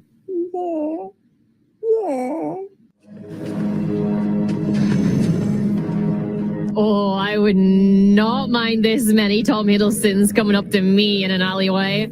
Jesus Christ. To be fair, it is Tom Hiddleston. What's the craziest thing you've done in bed? She'll probably be having sex with old gangbang here without a rubber. Jesus. Nut gobbler. Yes! Oh my God, that visual! Oh, dude, the shadows are so good! Cool. That was so great! Oh! Do you think this woman screams like this, like when she's taking a very painful dump? Oh!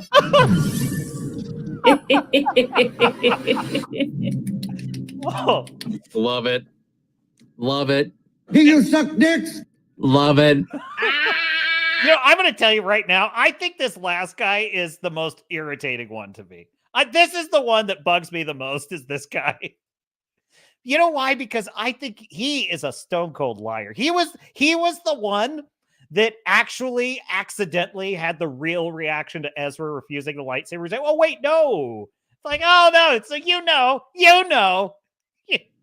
Love it. Do you suck dicks? Love it.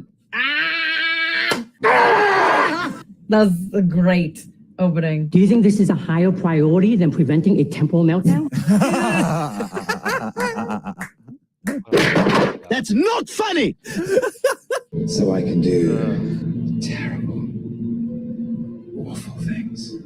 He cured my asexuality.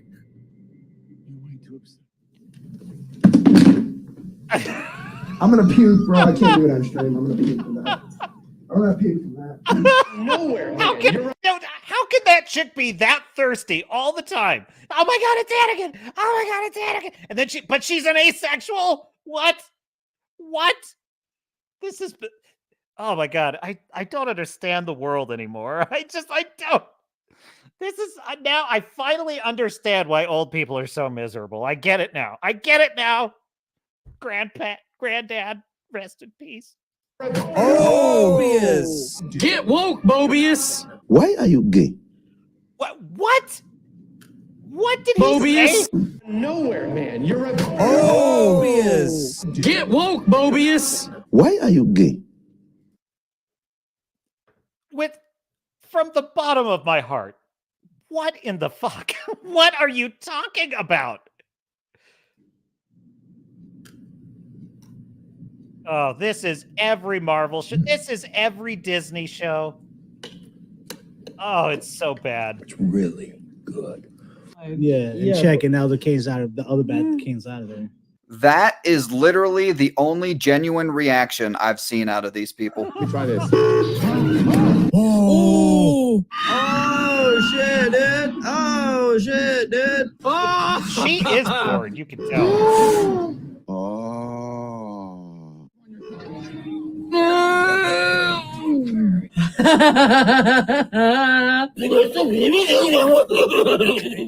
Hey, nice to meet you. We're all gonna die. We're all gonna die! So why are you gay? What's going on? Dude, it's not a big deal. You like to fuck guys. I'm cool. I got friends that fuck guys. In jail. They say opposites attract. No. Oh shit! No! Don't overthink it. What's you about to do? okay.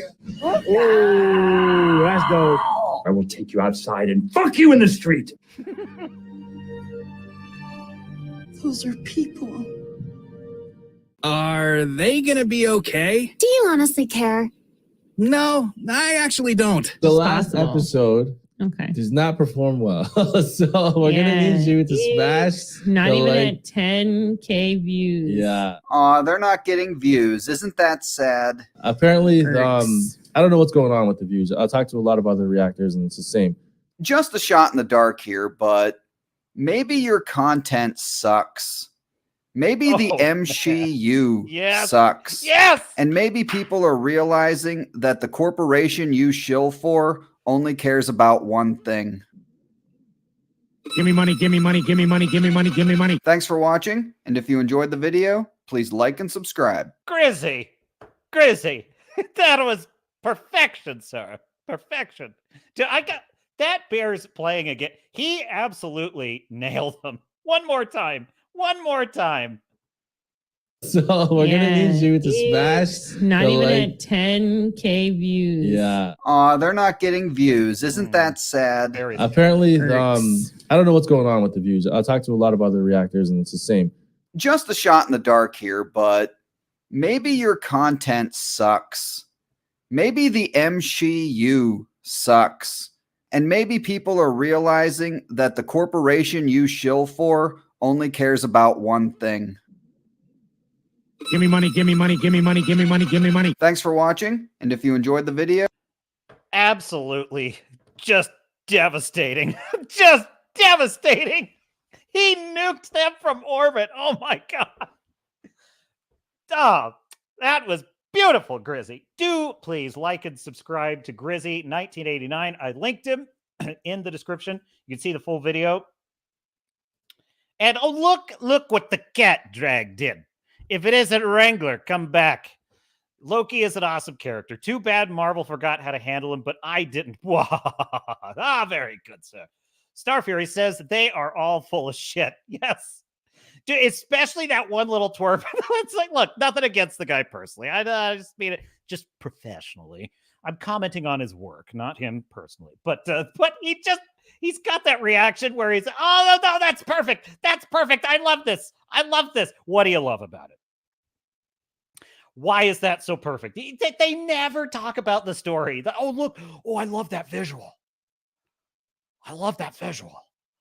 That the horns come in. You know why you like it, if you do, if that's a genuine reaction. The reason you like the shadow of Loki's horns coming in, because that is a glimpse of what the character is supposed to be. He's none of that in this show. Of course, I've listened to people talking who actually are enduring watching. I'll watch it. It's an artistic integrity thing. I need to watch it because I can't comment on something I've not watched, but I'm going to anyway, because I've watched people talk about the show ad nauseum, so I know what it's about. And I know that there is the scene in which Loki is supposed... I've listened to Mahler. Mahler is the surgeon, and Mahler just, he takes the absolute scalpel, and you could just tell he doesn't really have time for this show. He's like, who cares? But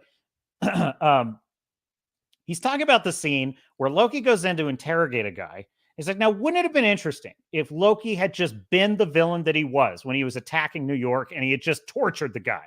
That would have been... Now, I'm not saying it has to be like Saw or anything, but it shouldn't have been this kind of kid gloves thing he does in the show. And it's all because of what George Lucas said. They are corporate types that are afraid of risk, and they don't want to do a show that has anything in it that might upset the algorithm. And that also could be the reason, cough button,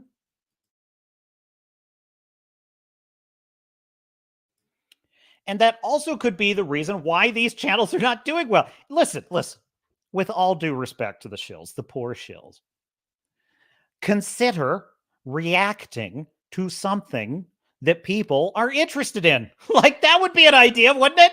I'm not shitting you. A little inside baseball.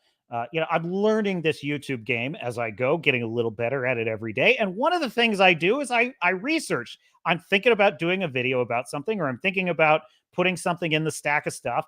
And I only have so much time in the day. The captain is a busy man, and a lot comes across the captain's desk, and there's some of it can stay and some of it has to go. So how is a captain to decide what to lead with and what to dump? Well, I go researching what's trending, what's in there, what are people interested in. And I swear to God, like the search volume on Ahsoka is gone, folks. It is gone.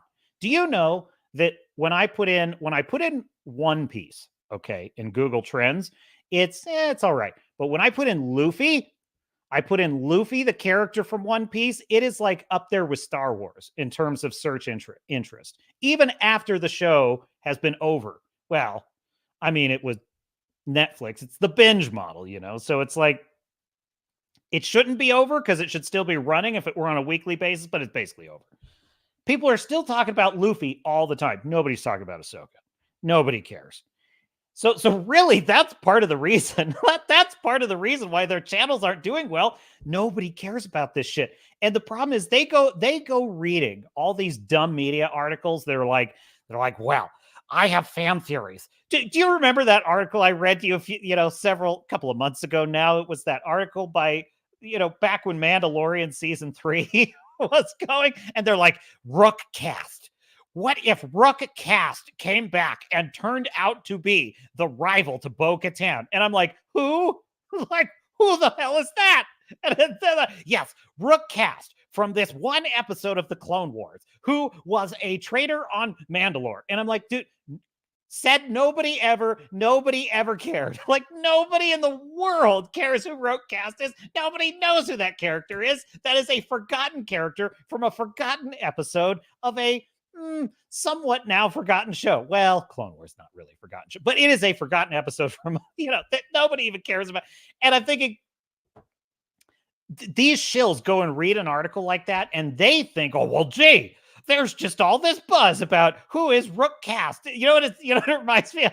It reminds me of Cartman when he's the coon, and he's like, and he tries to like write on graffiti on all the walls across South Park. He tries to write, who is the coon? With a big question mark, and he's got it plastered all over the school. He puts up flyers because he wants all this buzz about his superhero, the coon.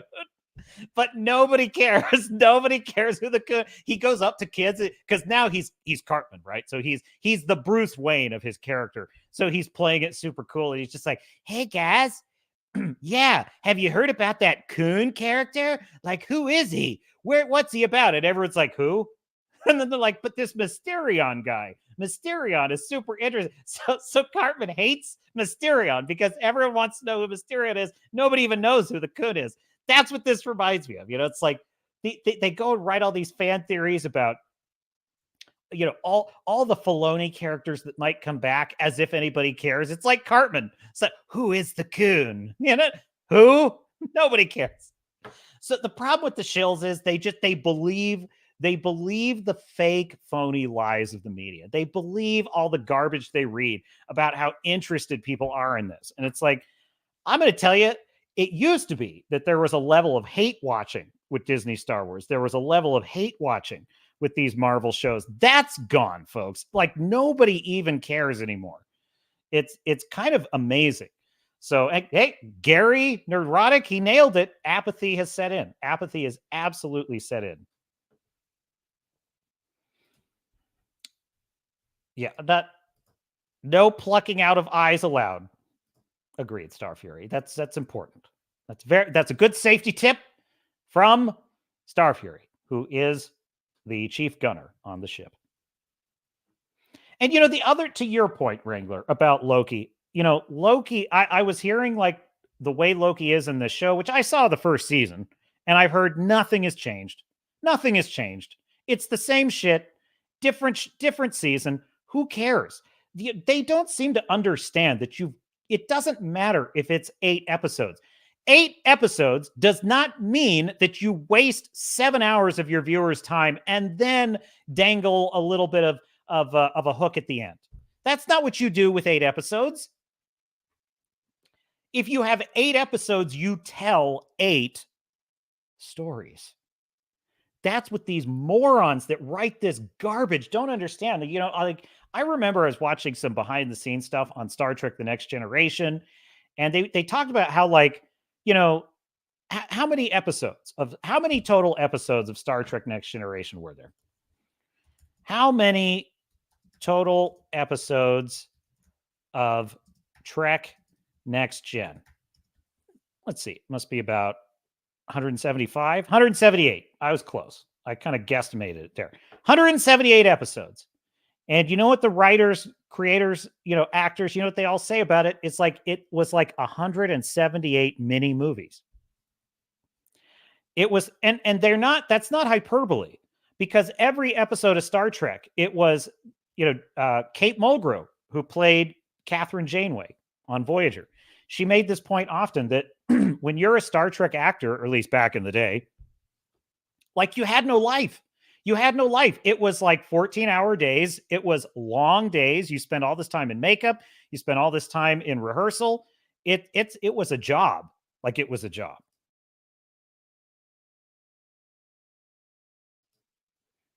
Cough button.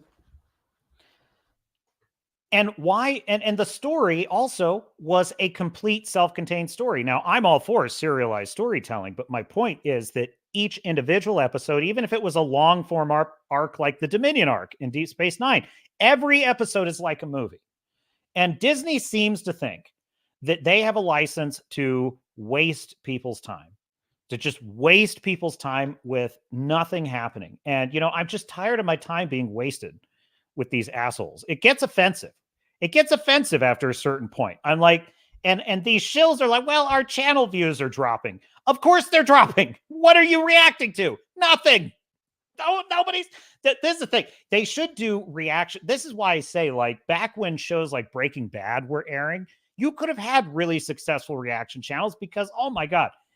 Look, I love thinking back to the way people were talking about those shows back in the day, like leading up to the ending of Breaking Bad, the way everyone had theories, like what's Walt going to do? Like, is he going to die in the end? Like all this great stuff.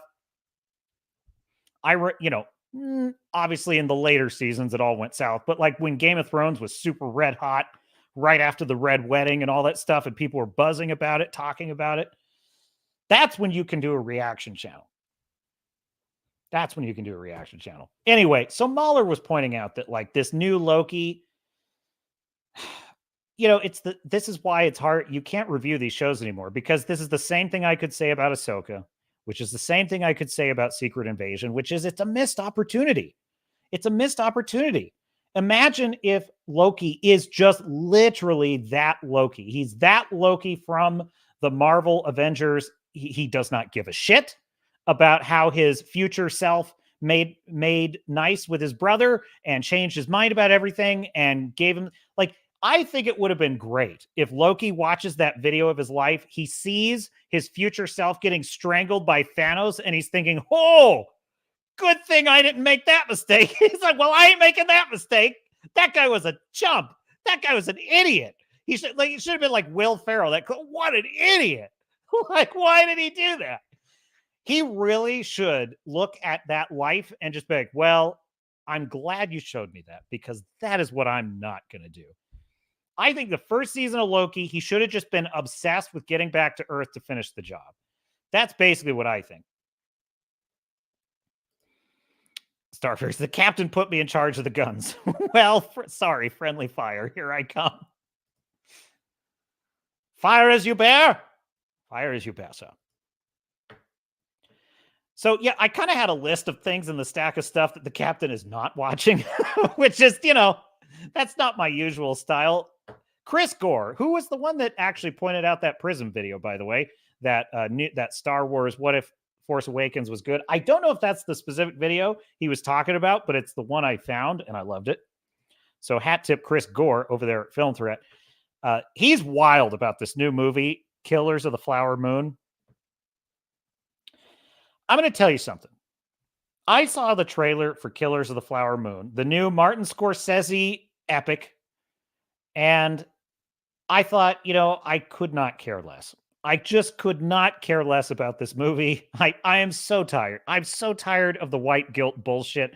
I am so tired of the Native American sob story. It's like, look, yes, terrible what happened to the Native Americans. I'm tired of retreading all of these victim stories all the time. It's the only story Hollywood can ever tell.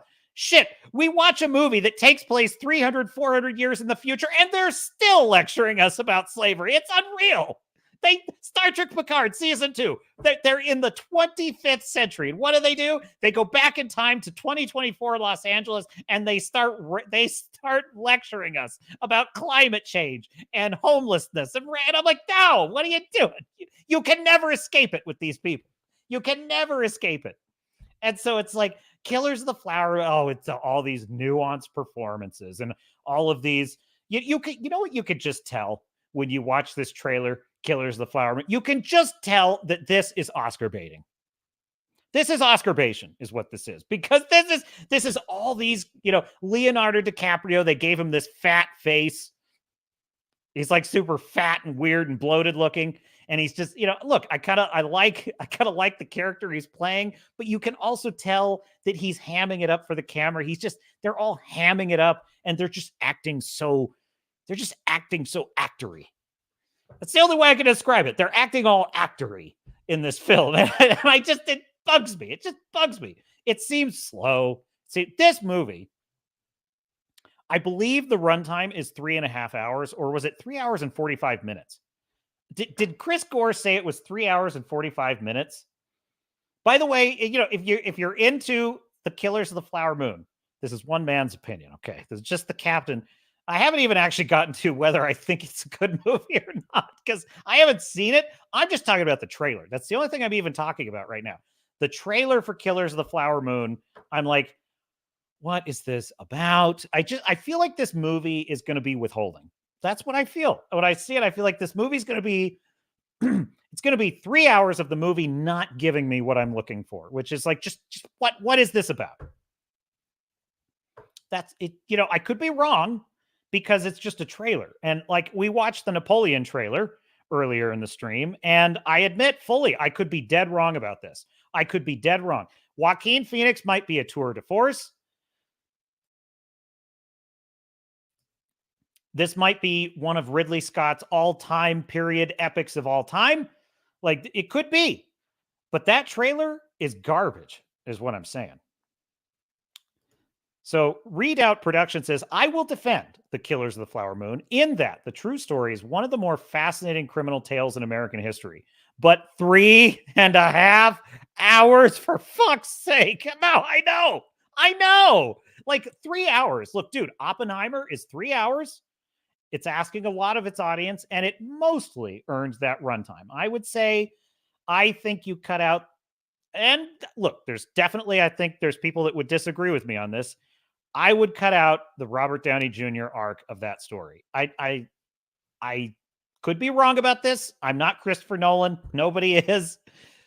But I just think that was a less interesting story. The Robert Downey Jr. political McCarthyism storyline in Oppenheimer, it was just less interesting to me than Robert Oppenheimer, the Manhattan Project, and the moral tug of war he had over that. And Einstein, like all that stuff was, I thought, super interesting. And that was about 2.5 hours, but still, it was still a pretty good 3 hour, 3.5 hours, folks. That is a lot to commit to, even for a movie that is, you know, in the hands of Martin Scorsese. Look, Gangs of New York. Gangs of New York is a brilliant film. It is 3 hours. It is some of the most, look, I've rarely seen a historical, I don't think I've ever seen that particular era, that particular point in space and time ever portrayed on film, and it was portrayed gloriously. I'm talking about Gangs of New York, the 5 Points neighborhood in the Gangs of New York during the Civil War era. It is an era, it is a window into America that you've almost never seen. It is one of the bloodiest, most savagely violent films you've ever seen, based also on real historical characters and real historical events. And the real historical events are probably even more toe-curling than that movie is, by Scorsese's own admission. So I'm not denying that Scorsese is anything less than a master talent. And this very well may be an epic and incredible film. And I could be dead wrong about this, Readout. I acknowledge that Captain fully admits I could be dead wrong about this. I'm just worn out. But look, if anyone can convince me to see this, it's you and Chris Gore. My beloved audience could convince me to change my mind and go see it. So maybe I'll go see it. I'm going to need good seats for this, though, because 3.5 hours, man. I can't go to cheap seats for this. So we got to get the Barca Lounger, and I want my chicken nuggets delivered to me, damn it, like a proper American. Americans do not, you know, it's like how the Iron Islands in Game of Thrones, their house motto is "We do not." So, well, the American motto is "We do not fetch our own chicken fingers." Okay, it's just part of our culture. It's an important part of our culture. Starfury says more slaves in Africa now than the entire history of American slavery. And you know what they're doing? They're mining cobalt for all of our batteries. So they're doing the Lord's work. Nobody cares. Nobody fucking cares. There's no, you know, oh yes. Oh, it's Indigenous Peoples Day. But does anyone want to talk about the children that are strip mining for cobalt and dying, you know, of lung cancer when they're 20? Nobody wants to talk. Disney doesn't want to talk about that. No, they do want to lecture us about, you know, the 59 genders. They do want to do that. So Readout says the 3 hours of The Irishman was so long-winded, I don't think I can take 3.5 hours. And I watched Gettysburg 1993 on a regular. Well, that is a brilliant film, is Gettysburg 1993. That is one of the all-time great films. Yes, that film is savage. That film is unrelenting. Excellent movie. Well, listen, Chris Gore was starting to change my mind about it because I watched his review on Film Threat, and he was making a case And I was like, yeah, this is sounding better than I thought it would be. I might just be into this. And to your point, it's an interesting crime story. Okay, that's fair. It's an interesting crime story. I might be on board for that. But then our dear Alan Ng jumped in and he just tore it to shreds. Now, he didn't say it was a bad movie. He said it was pretty good, but he just had his issues with it. But he kind of talked me right back out of it because I'm like, oh no, if Alan, because you know what, the point that Alan made about the movie is what really was kind of the main turning point for me on this argument, which is he said, I kind of always know what's going to happen. I'm ahead of the story. And that's exactly the thing I hate in movies. And I'm not saying that you don't necessarily suspect what's going to happen. Obviously, that's a part of every film. You kind of suspect what's going to happen. And sometimes it's the way it unfolds that surprises you. And that's totally fine. But what he's talking about is where you're bored because the film is not as smart. Like it thinks it's smarter than it is. The film thinks it's like full of all this mystery and all this suspense. And it's like, I know exactly what's going to happen. I know exactly what's going to happen. And you're just waiting for it to happen. So that 3.5 hours of that, I don't know if I can take that. Someone in the chat too on that episode of Hollywood on the Rocks was saying, well, geez, Alan, it's a historical movie. So of course you're going to know things that are going to happen. I'm like, no, that's not a fair point because look, yeah, if I watch Titanic, I know that the ship is going to sink. Okay. If I'm watching Oppenheimer, I know that there's a nuclear bomb that's going to go off. I know that. That's not why it's interesting though. It's interesting because it's the story of how we got there. And there are twists and turns in that story that are kind of interesting. It's the story of how we got to the iceberg. That's what's interesting. Starfury says, I could be watching something good, Lord of the Rings. And as I have said on this channel, someone once asked me, what is for Captain Garrett of the Swords and Starships channel, what is the greatest film of all time, the GOAT? And I say Lord of the Rings, which is a bit of a cheat because that's 3 films.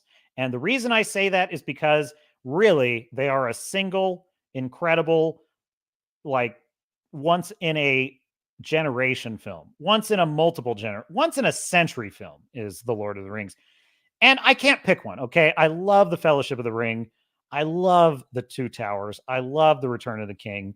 They're such incredible films. I felt more emotion in those films than any other film in my life ever.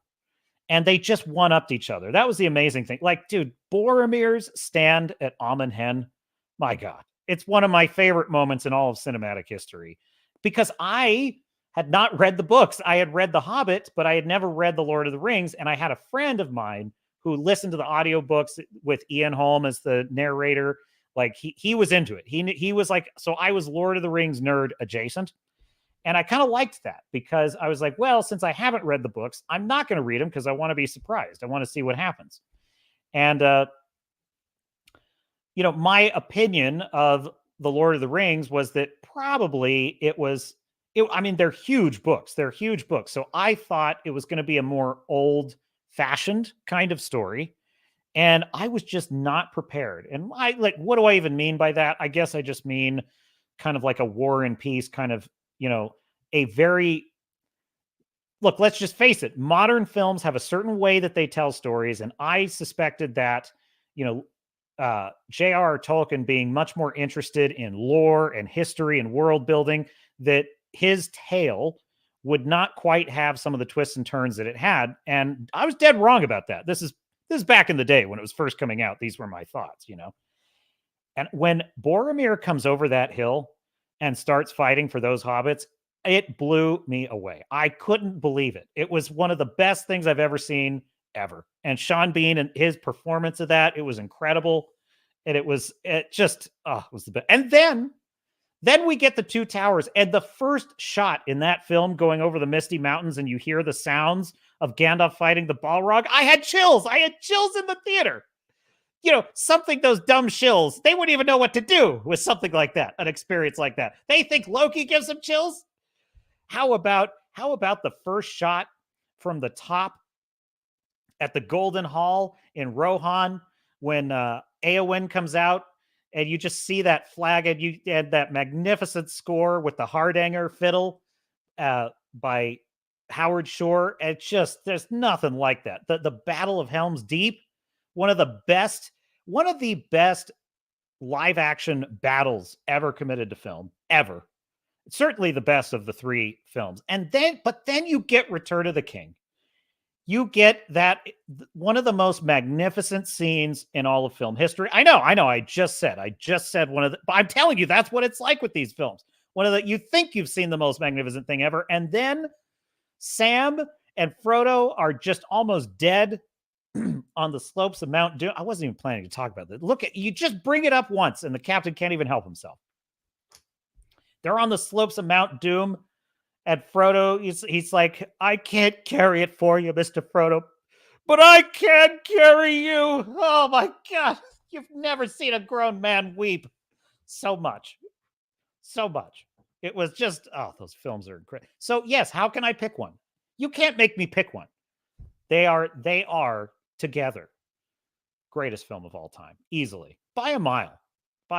I don't think there's even anything I would be like, oh, it's kind of even with. No, it's not. It's like by a mile. And I don't think that'll probably change as long as I live. The way things are going, I doubt there's we're never going to see it. We've never seen its like before. We'll never see its like again.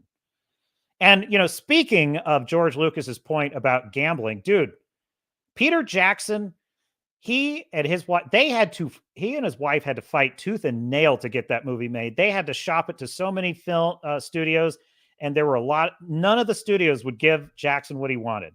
It was only New Line Cinema, which at that time was not as big of a studio. They were kind of one of the underdog studios. And so they were willing to gamble. They were willing to gamble with Peter Jackson.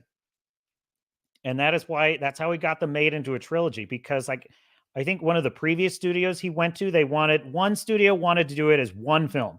Could you imagine that? They wanted to do it one film only.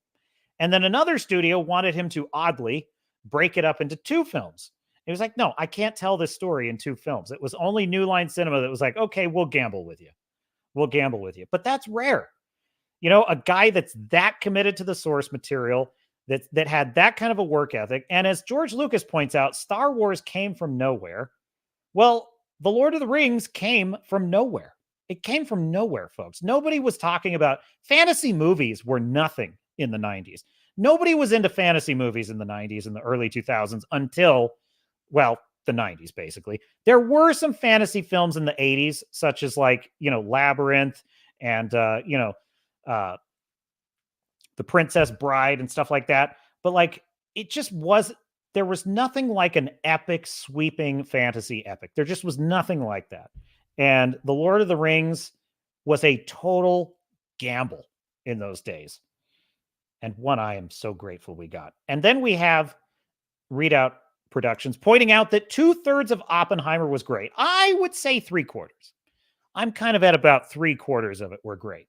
And I consider it, I believe I gave it a 9 out of 10. 9 out of 10. And I have to withhold that final point, though, because I'm going to tell you right now, the problem with Nolan's greatest enemy is Nolan. Like, Christopher Nolan is undoubtedly one of the greatest filmmakers of our time. He truly is. And he's a brilliant talent. He is the true definition of an auteur. And he also is a guy that he always reaches just a bit farther than I think he can grasp. And I don't know that I would say that's a failing, because honestly, how are you going to achieve such great heights if you don't reach for the impossible? But I think what happened was he reached for this really incredible story of Robert Oppenheimer and this profound moral study of because the story of Robert Oppenheimer is a microcosm for really the story of the human soul wrestling with these weapons that we've created. For all of Oppenheimer's credit of building the building of the bomb was inevitable, which is kind of the whole point of the story, is that the moment Oppenheimer finds out, the moment that those physicists read a newspaper article that this scientist has figured out how to split the atom, they're like, someone's going to build it into a bomb. That's going to happen. That is the next thing that's going to happen. It's just a question of who's going to do it first. So what I like about Oppenheimer's story is it's really the story of us as a species. It's really the story of what are we going to do with these weapons? And now we've got a whole bunch of new ones to add to it, like AI, for example. Oh, that'll be fun. Won't that be a fun one, folks? Once the robots are fully operational. But then Nolan takes this very self-indulgent departure into political melodrama. And frankly, as political thrillers go, which would be the black and white portion of the film, there were some parts of it that were good. Like when they're talking about the development of the super, aka the hydrogen bomb, aka what we now call thermonuclear weapons, which are so vastly more powerful than atomic weapons. Basically, an atomic bomb is the detonator cap for a thermonuclear bomb. So really what we dropped on Hiroshima is now just the detonator. It's not even the weapon. So that's how bad it is. But anyway, that part of it was good, but then he devolves into this kind of cloak and dagger story, and it just felt out of place. It just felt like, dude, this is not the kind of, this is like a mid-tier cloak and dagger political drama, a la The Post, a la, what was that Russell Crowe movie? Like where he's a tobacco company insider or something. I think that was the name of the movie, The Insider, or something like that. Like that's the kind of movie that black and white portion was, and it just felt like it was in the wrong place. It's like, no, I'm interested in this thing about Oppenheimer and how he sees the molecular. Anyway, you get my point. Readout. So on that same subject, Readout says, I don't mind Strauss, that would be Robert Downey Jr.'s character in the film, being the framing story to recall Robert Oppenheimer, but doing it non-sequentially on top of Oppenheimer being interrogated non-sequentially, artsy but convoluted. Well, that's Nolan for you. Like that, dude, there's never going to be a Nolan film where he doesn't do that. Like, I think the only films where he didn't do much of that was The Dark Knight and The Dark Knight Rises. But even like The Dark Knight might be the only film he's ever made that wasn't like skipping through different time periods. Was there any of that in The Dark Knight? I don't think there was. I think The Dark Knight is probably the only Nolan film that just proceeds from beginning to end in a linear timeline. It's probably the only one. But he does have a lot of fun with the editing. And Dark Knight's a brilliant film. It's one of the greatest superhero film ever made, in my opinion. And an absolute second greatest Nolan film of all time, in my view, is The Dark Knight. But he does like to play around with the editing. Now, The Dark Knight Rises did not have too much editing in it, but he did do a couple of fun. He did play with the time a little bit, going into the Ra's al Ghul backstory and some of that. So he just loves that shit. He just loves it. And sometimes it's brilliant. And sometimes it's a disaster, such as in Tenet. Tenet was a disaster. That movie made no sense. The sound design was terrible. The concept was way over. It jumped about 50 sharks, that film. So you're kind of just stuck with that with Nolan. I guess my problem is that so much of the tale was about the political intrigue of Strauss versus Oppenheimer, and I just think it distracted. It really, and you're right, the fact that it was non-sequential, I mean, it was a little bit hard to follow. But for me, that wasn't too much of a drawback because I just was ignoring a lot of it. I was like, okay, yeah, but let's get back to him building the bomb. Like that was when I was into it. I was like, oh, I'm super into this. Whenever it was him building the bomb, having his arguments with Kitty, what the countdown, that countdown scene is killer. That countdown scene is one of the most incredible things I've ever seen in a film since the last incredible thing I've seen. No, but seriously, that countdown scene was the most exciting part of the whole movie, I thought, because it was just they're like setting it up and he's putting on the goggles and there's the timer and he's giving order. And I was marveling at it too. As like an aspiring creative myself, it's like I watched that and I'm like, damn, how did he make a countdown so freaking exciting in that movie? Because I'm not here for the countdown. I'm here to see the bomb go off. But somehow he made the countdown more exciting than the bomb going off, which is also kind of a disappointing factor for me. Am I crazy? But maybe I blinked and I missed it or something. But like, I'm telling you, like when the bomb goes off, I didn't see anything. I was like, where is it? I was like, where is it? All I saw was there's the flash and there's the people. You see the flash on people's faces. And then you kind of see, like, he did have the one shot with like the big ballooning fireball. But you don't, but there wasn't like a clear shot of the bomb detonating. And it was like, what? How could you mess up the one thing I came here to see? But everyone else seems to think it was the most incredible thing they've ever seen. So I don't know. Maybe I just missed it somehow. I'll have to watch it again. Lord of yes, well, that would be you're thinking of Rings of Power. You're thinking of Rings of Power readout. Oh, yes, Star Fury. Yes, you're singing my song. Can't wait for Christmas, a 12-hour sitting of Lord of the Rings trilogy. Dude, those were the 3 best Christmases of all time, were they not? Each, getting to look forward to a Lord of the Rings movie coming out on Christmas.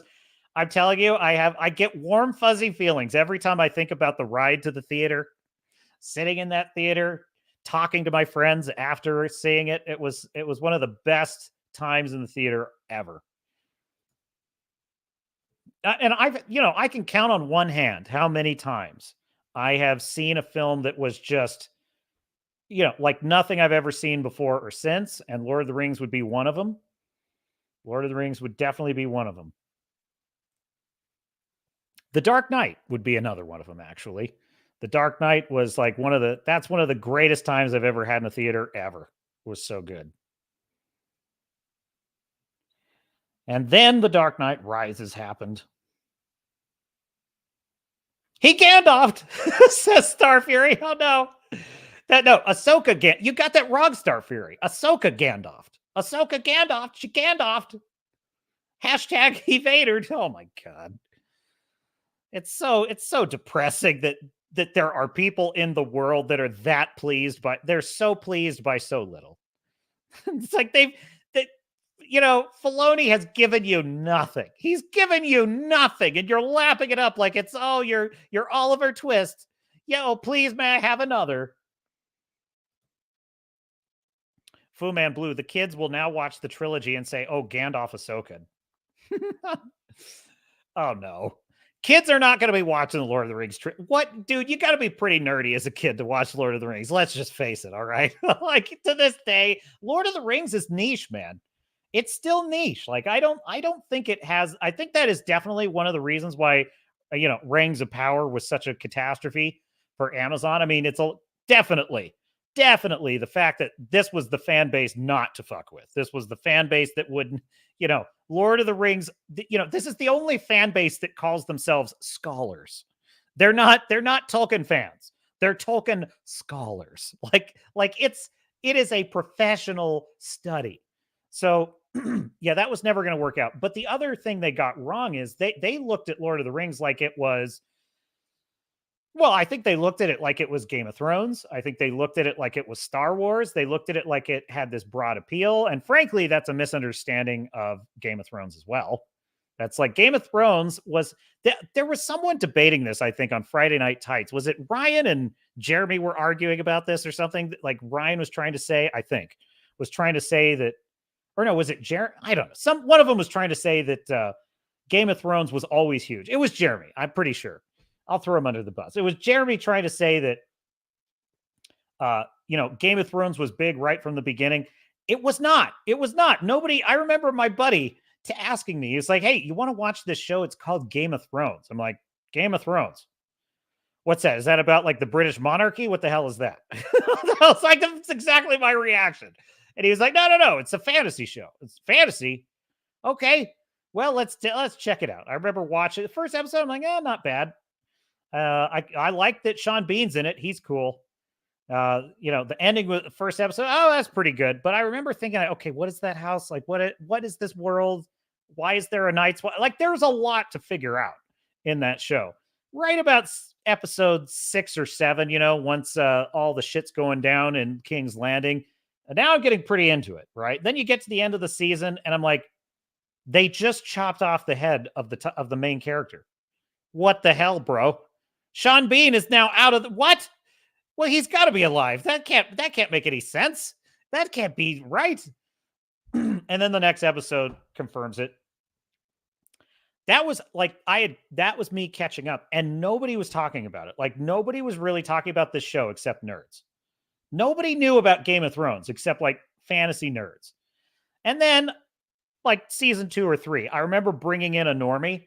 I had a normie buddy of mine watching it with me, and he was not going to keep watching it, but I was explaining all the lore to him. I would pause it and I'd be, okay, so this is House Lannister, and House Lannister is all about gold and the reason they hate the Starks. I would just go into it, right? I'd be like, pause. Okay, so Daenerys Targaryen is the descendant of this royal family that was overthrown, and the reason they want to kill her is because if she ever comes back, she's the only one of the clan. And so I would just explain all this stuff to him, and then okay, and then he'd be, oh, boobies, that's cool. Let's watch more boobies. Actually, I have a story about that. This is a normie, okay? This is a normie friend of mine, and he asked me, okay, I'll watch this Game of Thrones show, but I want to know, are there boobs in it? I was like, oh yeah. Well, let me think. I think, and I thought, well, there are some boobs. I just can't remember exactly where the boobs are. It's, but there's boobs in it for sure. And he's like, okay, cool. I want to see boobs. And we had started in like the middle of a season at first because he didn't want to start from the first episode or something. And Daenerys is like, we're watching Dany's side of the story. And he's like, I have got to see this. I have got to see Dany's boobs. I've got to see them. And I was like, oh yeah, I'm sure she'll show him at some point. And then like, he said, no, listen, he said, Garrett, where did they show the boobs previously? You got to find this for me. And I was like, I don't remember. And then we went back later and watched the first episode, because then he was into it. Once he got into it, he understood the lore, and he had enough boobs to placate him. He was happy, and now he was watching it, and he was totally into it. And then he said, okay, now I want to go back and watch it from the first episode. And like in the first episode, Daenerys is getting naked, and he's like, why didn't you tell me about this? And I was like, I forgot. He was like, I was begging you episode after episode to tell me when the boobs happen, and it happens in the first episode. He was so mad. We're no longer friends. Our friendship ended after that. So we all make mistakes. I'm just kidding. Anyway, but that's a true story. Just friendship did not end over that. What can I say? I'm more of a lore guy.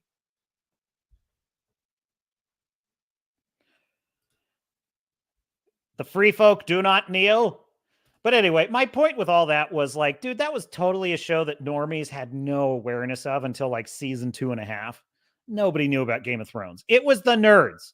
It was the nerds that spread awareness of the Game of Thrones. And it was coupled with the pornographic tendencies of HBO. Those were the combined offensives that led to the word of mouth popularity. And then Game of Thrones was a phenomenon. But see, this is the thing Amazon forgot when they made Rings of Power, is they forgot that you still need us nerds. You still need us once in a while. You think you don't. But how are you going to get the word out if we're not talking about it? You won't. Is that changed to you kneel to know Wahman? That almost sounds dangerously close to D-Day Cobra, aka Jeremy's character of Jeremy Osteen. Have you seen this? If any Cobra Cast watchers out there, any Snake Pit attendees in the crew today?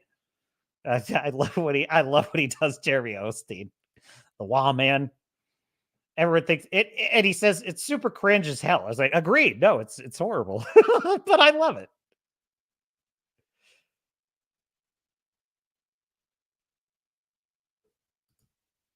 I think it is the most incredibly thing I've ever seen, says Rita. Yes, exactly.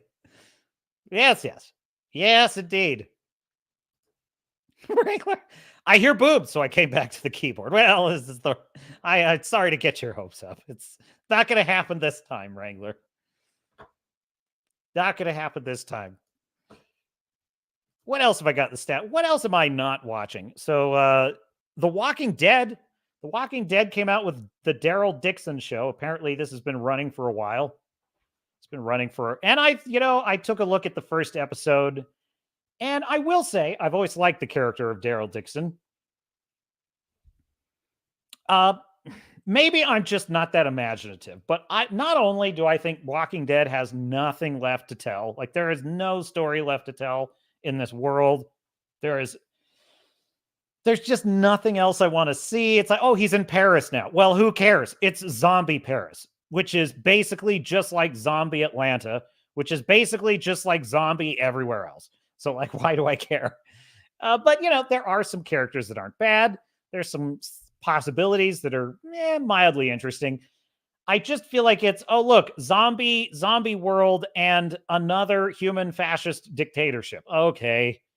There's nothing new to tell in this universe. I just can't get into it. And also Daryl, while I like him, he's a very kind of stoic, I don't give a shit kind of character. I like when, that people are trying to convince him about a cause and he's like, not my problem, I'm out. I'm like, okay, well, he's a consistent character and he's pretty cool. And I love Norman Reedus's performance of the character. There's zombies in it. What do you want? Like they're slow. I watched on Jeremy's recommendation, actually, I watched Dawn of the Dead. I had never seen it. It is a pretty good movie. And something I like about that movie? The zombies run. The zombies run after you. And when they get you, they seem to be pretty damn devastating. Like they are strong. One of them is hard to deal with in that movie. And I thought, see, this is the problem with The Walking Dead is they're so slow. It's like that old comedian joke.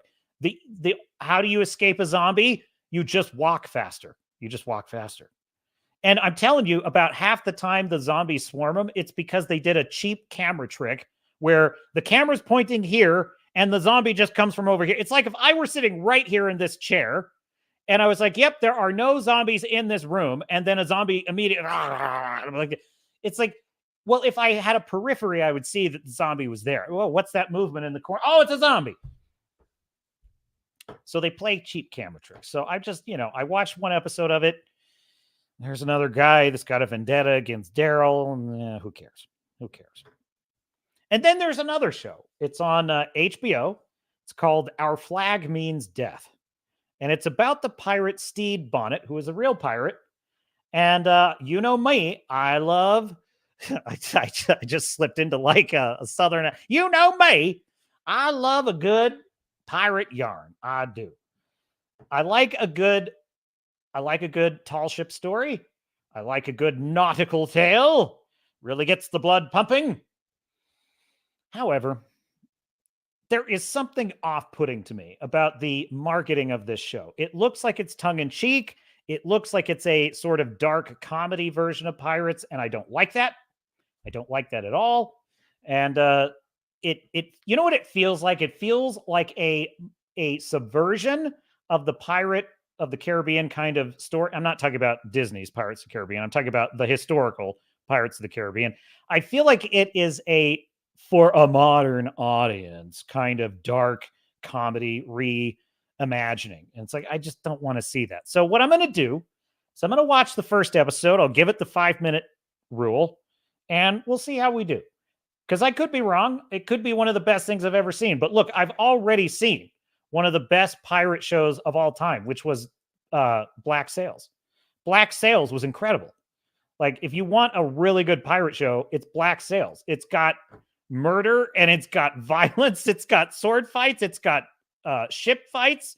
It's got all kinds of great shit. It's got historical characters. It's got fantasy characters.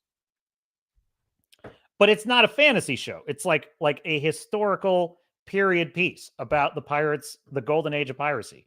It's fantastic. It's got a rather surprising amount of historical accuracy, and quite cleverly, it functions as a prequel to the book Treasure Island, because it tells the story of like how long John Silver, not in a, it's not like jumping the shark. It's not like this is literally the purpose of the story, but it just happens to establish the backstory of Treasure Island, and in a pretty brilliant way, I have to say.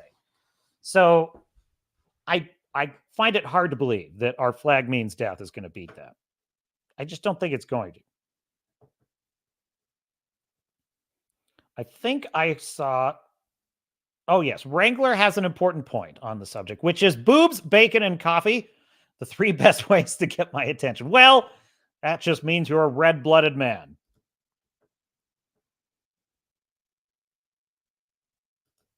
Readout says, this stream should be rechristened What the Captain is Not Watching Today. I know. Perhaps this is dereliction of duty.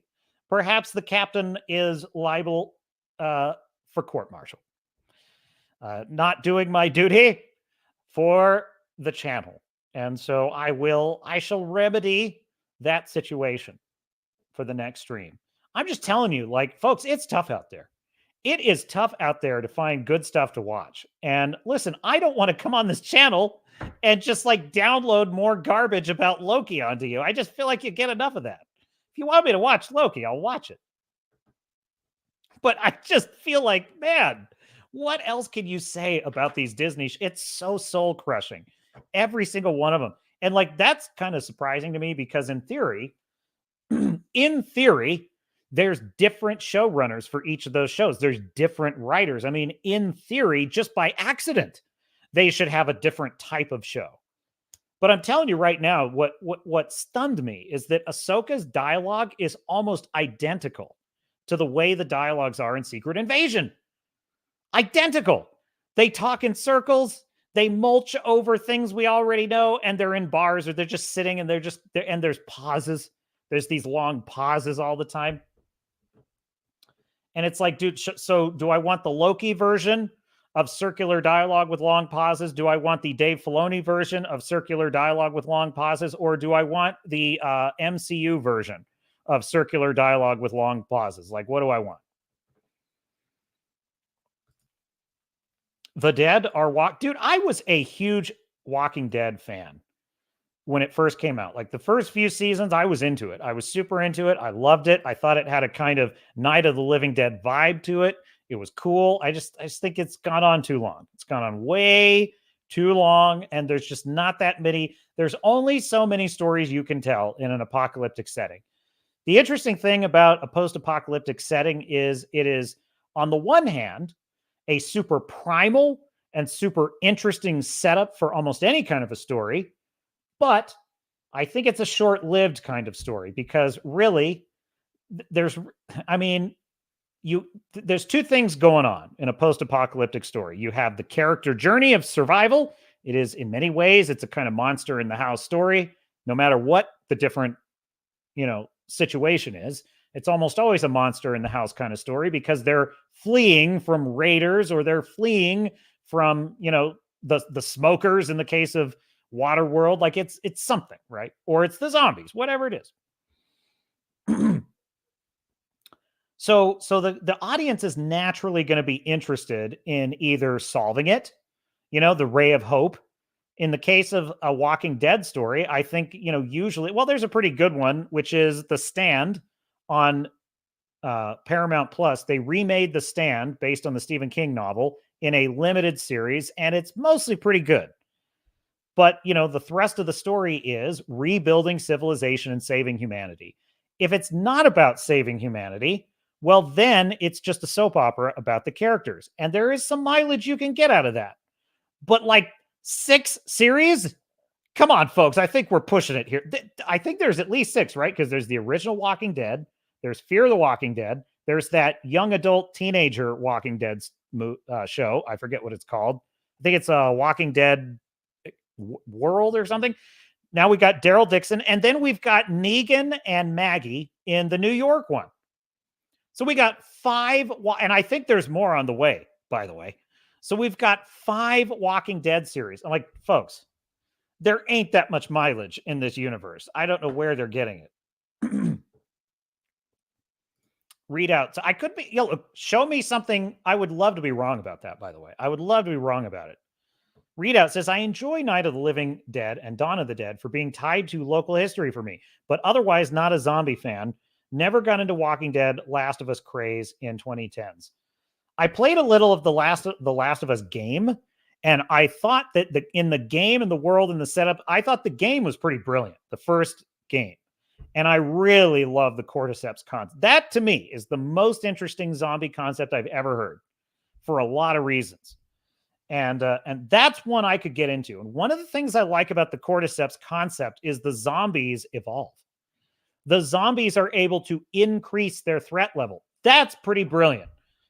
And that, by the way, is a layup. That's a layup for a series because it means that every season the threat can get more dire, which is fun. I think that's really fun. And I'm going to tell you something. That HBO series was a pile of garbage. That HBO series was garbage. Oh, Pedro Pascal, who gets stabbed in the gut about 50 times in that stupid show. That show's so stupid. And and Mahler, who I greatly admire Mahler. Don't get it twisted. And he's right even when I disagree with him. But he's wrong about this one. He likes that show, and I'm like, dude, you are so wrong on this. That show is such. They wasted every level of that concept. You almost never see a damn zombie in that stupid show. There's almost never. You never really. There's like one scene where you get to see Joel kick ass, and it's the sniper scene. It's like the only scene where he really ever kicks ass, and it's awesome. I just tired of that. I'm so disappointed because the first scene in The Last of Us show was excellent. And I was glued. I was absolutely glued to it, which is when the scientists are talking about the fungus and some of the flashbacks. Actually, I would say all the scenes involving the science of the fungus and the cordyceps, I loved it. I was like, dude, this is primo sci-fi. This is excellent science fiction right here. I'm super into this. And then what do we get? Then we get, Frank's gay love story, apropos of nothing. And then we get this really just boring lesbian romance story in the mall with Bella Ramsey, who's playing, what's the name of the character? What's the name of the damn character in Last? I can't remember. What the devil are these kids playing these days on the video games? Anyway, so Bella, I can't remember her character.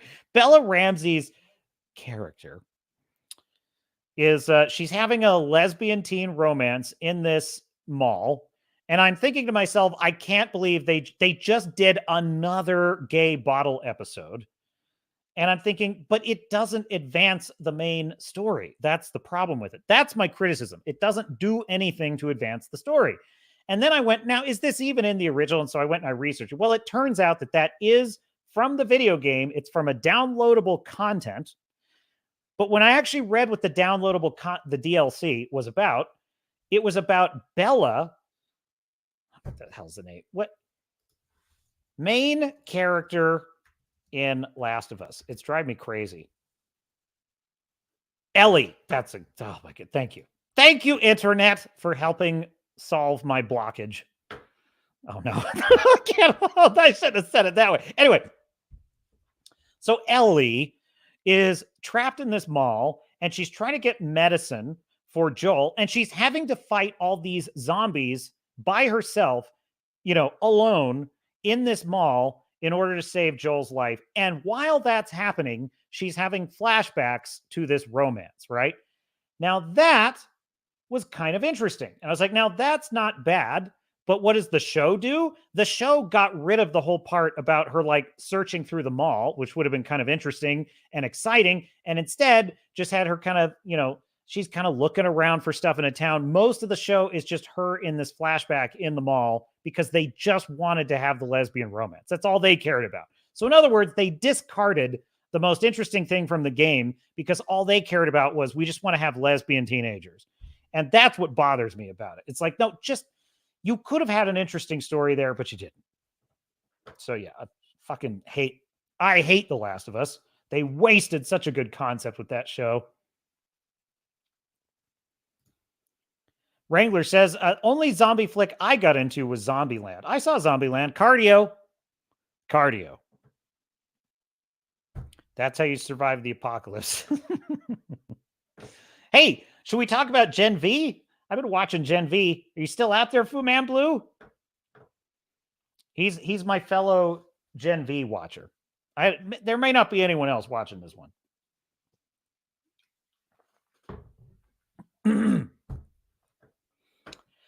So there was an interesting thing that happens in the latest episode of Gen V. There he is. There's Fu Man Blue. So GFGFNV. You want to know something really cool about like the first, I would say, 10 minutes of this latest episode? Are we on episode 4 or 5? I think we're on episode 5 now of Gen V. And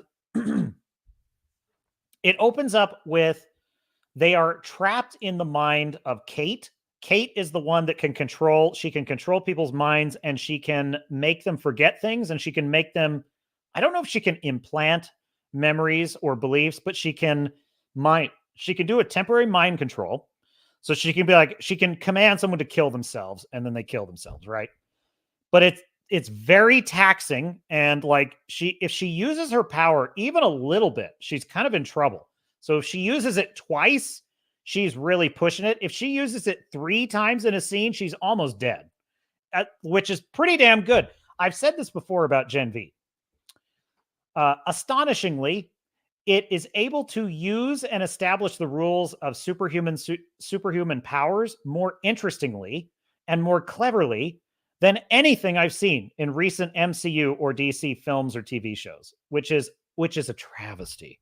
That is a crime against superhero fiction.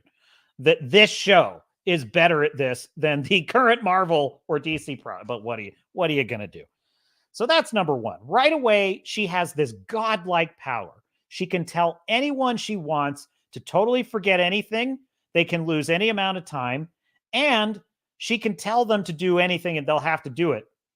But she can use it about this much before she's practically dead, which I think pretty good.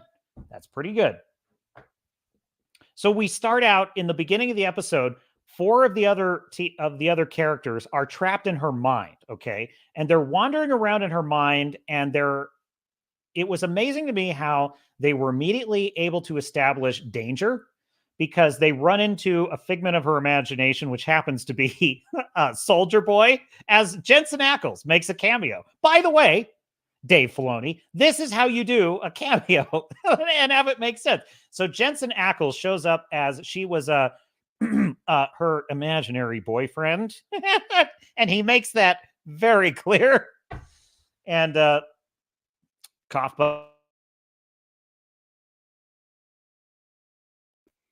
Got a frog in my throat today. So he shows up and he basically explains in a very clever piece of dialogue that they are in her memories and that her memory, she is dying, her brain is collapsing, and so parts of her mind are collapsing with it.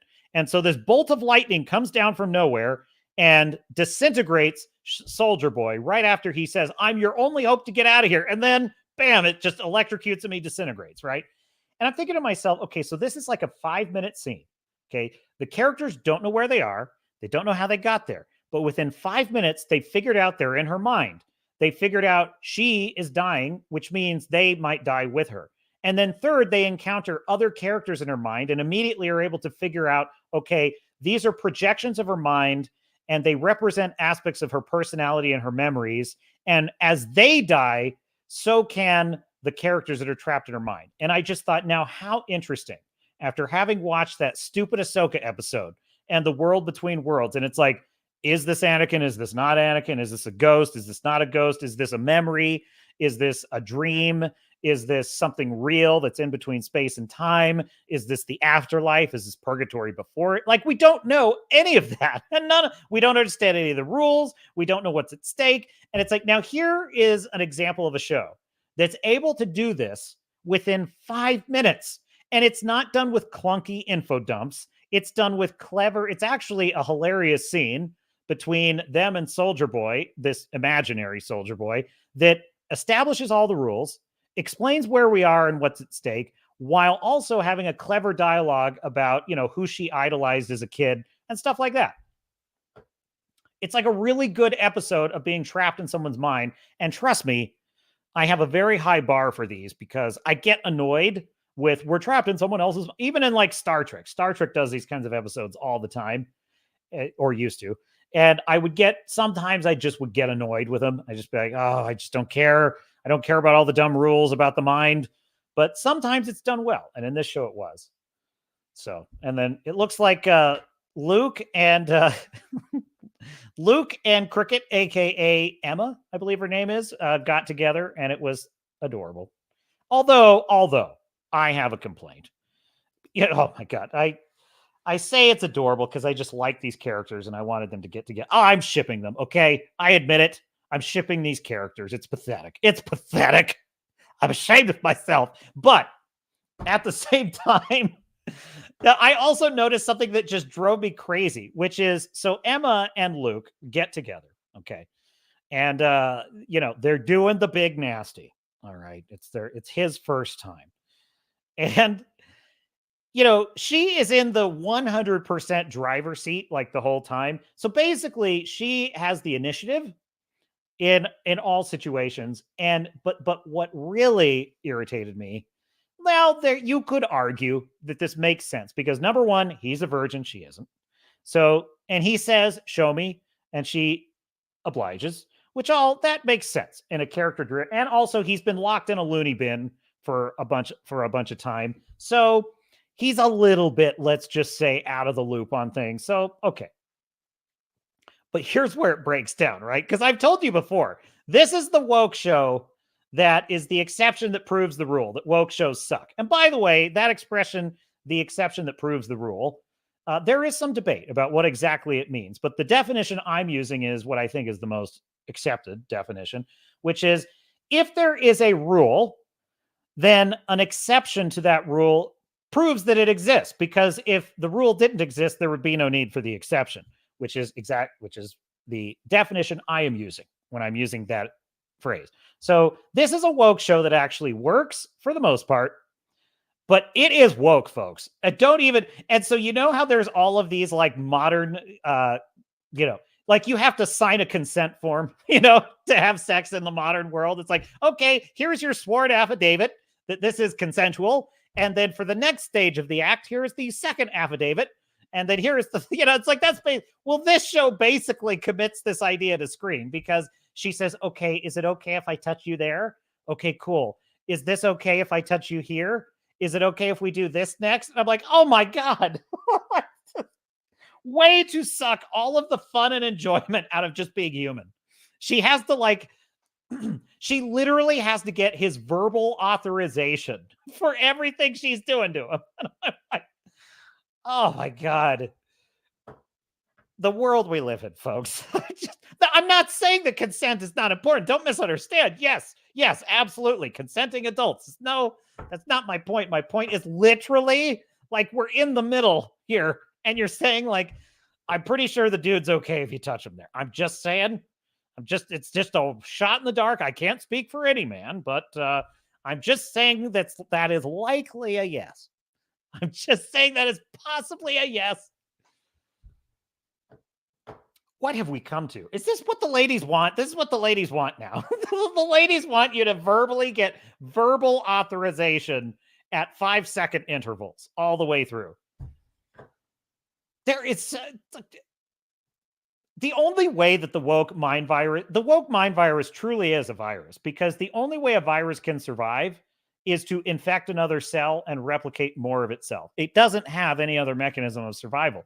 And I think how fitting that the wokies need constant propaganda all the time to reinforce their dumb beliefs about everything. It's like there are 67 genders, which is why we have to have an article come out every day explaining why those are genders and how you have to use them and how to use these them zer and d dem there and all those different, like how to use them in a sentence. All these dumb TikTok videos. It's a Gundam always has all these dumb TikTok videos about, let me explain how to use demon pronouns. It's like, well, of course you need a freaking daily reminder of what to believe, what to think, what to ask, what not to ask, what is okay to say, what is not okay you need a daily download of all this garbage in order to keep it in your brain long enough for it not to naturally expire because it's such bullshit.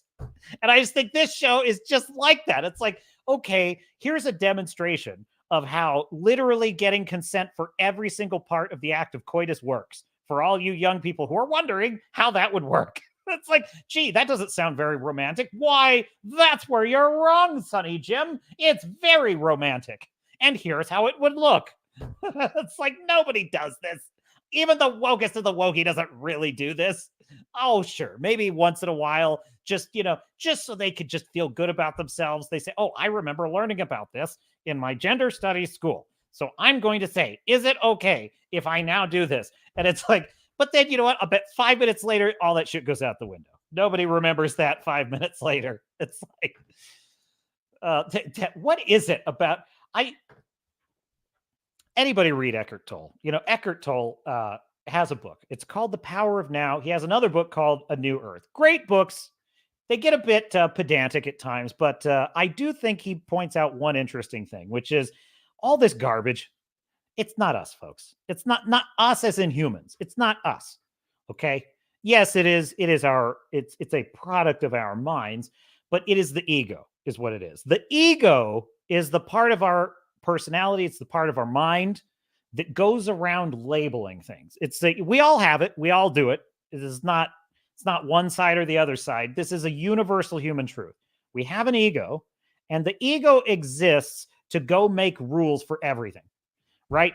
Big, small, inconsequential, extremely significant.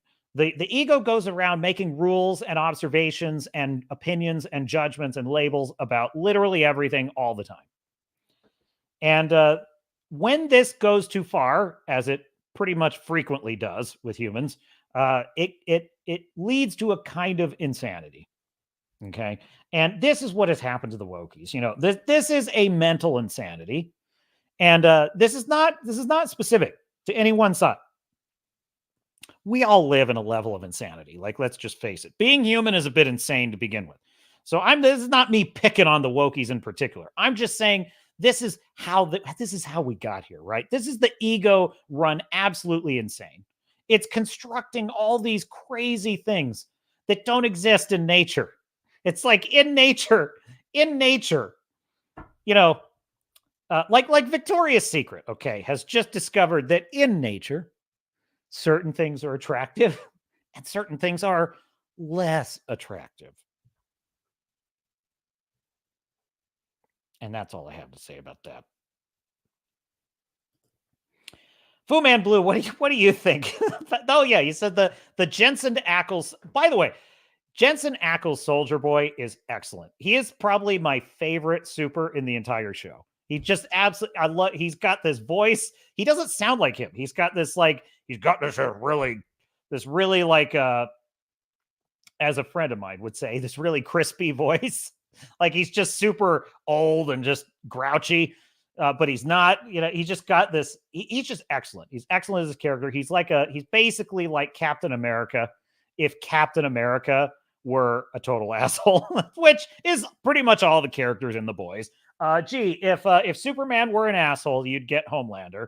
If Batman were an asshole, well, Batman kind of is an asshole. But if he were even worse asshole, you get Noir,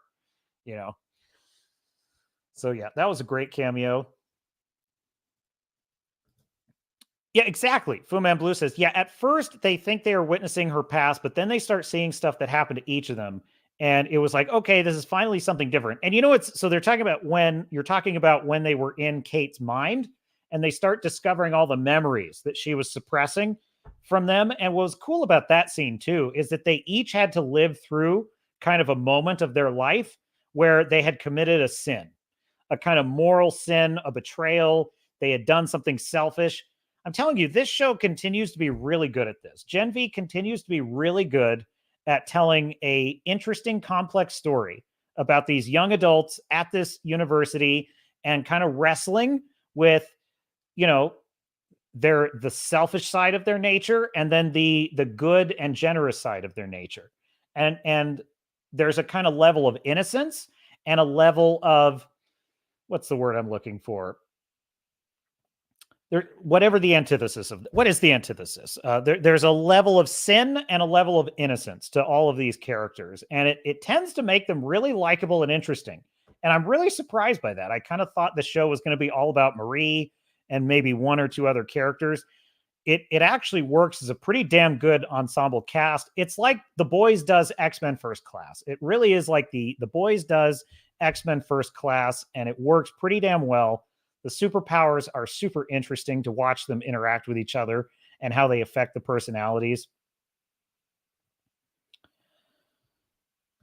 Fu Man Blue says, not wildly original, but innovative for a change rather than 100% of recycled stories and plot lines. I tend to think, well, I mean, I tend to think they're pretty innovative with how they explore superpowers. I really do. I think they explore the effect of superpowers. And let's face it, the fact that it's a dark look at superheroes a lot, gives them some more freedom, like The Watchmen.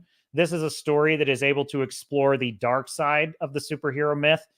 And that does give them an edge because they're able to explore the really evil things that superpowers can do.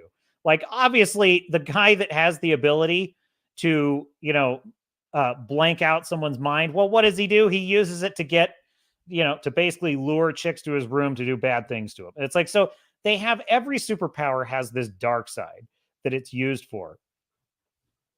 And that gives them kind of an edge. But even aside from that, when the characters actually fight each other, it's quite fun to watch them figure out ways to beat each other with. And it, what's interesting about it too is as often as they execute like a really interesting or really deadly attack, they totally fall flat on their face or use their power in a way that totally backfires. I think that's pretty interesting because, like, let's just take lightsabers as an example. If those things were real, 9 out of 10 lightsaber students would chop an arm off inside of 5 minutes. Dude, if I had one of those, I would chop my arm off inside of 5 minutes. I'd be like, oh, this is pretty cool. Oh, shit. Oh, my God. Oh, somebody call an ambulance. And so the superpowers in Gen V are kind of like that. They're kind of like that. It's like, okay, if you really had superpowers, guess what you'd probably accidentally do inside of a minute. And then they actually have a pretty cool high stakes ending for this episode. I loved when they finally reveal, which, paging Dave Filoni. Attention, Dave Filoni. At the end of this episode, they reveal what's actually going on in this secret, super insane asylum that they're running underneath the school, which they call the Woods. They reveal what's going on and what is being developed, and it is wicked cool. It is wicked awesome, and it blows open the whole world in terms of the implications. And I kind of hope that this has ramifications for the main series as well. I kind of hope this has ramifications for Butcher's story in The Boys, because I think it could be that good. I really do. Fu Man Blue says, I skipped over the sex scene, so I didn't catch that. Well, give it another watch. Fu Man Blue is, he has a tender soul. Some things are just too intense, too hot for TV. Well, I thought aside from the woke bullshit, I actually thought it was a pretty good scene between her and Luke. It was, it was a young love kind of thing. I think it was fine. I also think Shetty, who is the dean of the school, I think she is a female villain done really well. That being said, I think we are all full up on female villains these days. I quite enjoyed the surfeit of female villains that we have. That being said, can we take a break? Can we? Oh, we can't. Oh, we can't because we must have maximum girl bossery in every single thing. Okay. All right. Fine. That being said, if we are to have another female villain, she's actually pretty interesting because, it's the first episode. I pretty much have this babe figured out. I'm like, I know exactly what she wants. She is a power hungry mad woman, just like, what was her name that Elizabeth Shue plays in the first season? I pretty much figured she was another version of that, where she's just a power hungry boss bitch who's just got to have all the power. And then within like an episode, that kind of shifted. And it's like, no, she's playing a deeper game. What is she up to? Then it turns out she's lying to Vought and she's working against Vought. And I thought, well, this is pretty interesting. And then in this episode, it's like, well, I don't know that she's even up against Vought. I think she might just be hatching a scheme that is totally apart from all of that, which is pretty cool. So she's a really interesting character. She's very complex. She has no superpowers, which I think was a brilliant choice for her character because there's a real sense of tension and I would say danger, a real sense of peril. Whenever she's in the presence of the supers, I get the feeling that she's walking a dangerous line because, she's in the presence of literal people that could brainwash her. She's in the presence of people that could crush her in their hand. And yet she's able to kind of use this phony compassion that you sense there's a grain of truth to her compassion. I sense a grain of truth to her compassion, but she uses it like a weapon. She uses her kind of knowledge and experience, her position of power and authority, but also her compassion with these superheroes to manipulate them, to do things, and to believe her when she's telling flat out lies. I think that is just deadly interesting about her character. And this is how you do a really good female supervillain. She uses her mind, her cleverness, and her compassion and her empathy to manipulate these dangerously powerful students into doing her bidding or not doing her bidding or just doing whatever it is she wants them to do. I had a funny thought. When I was watching it too. This latest episode of Gen V, I'm just sitting there and I'm thinking, this show is a lot of fun. It's a lot of fun to watch these characters working their way into and out of these predicaments.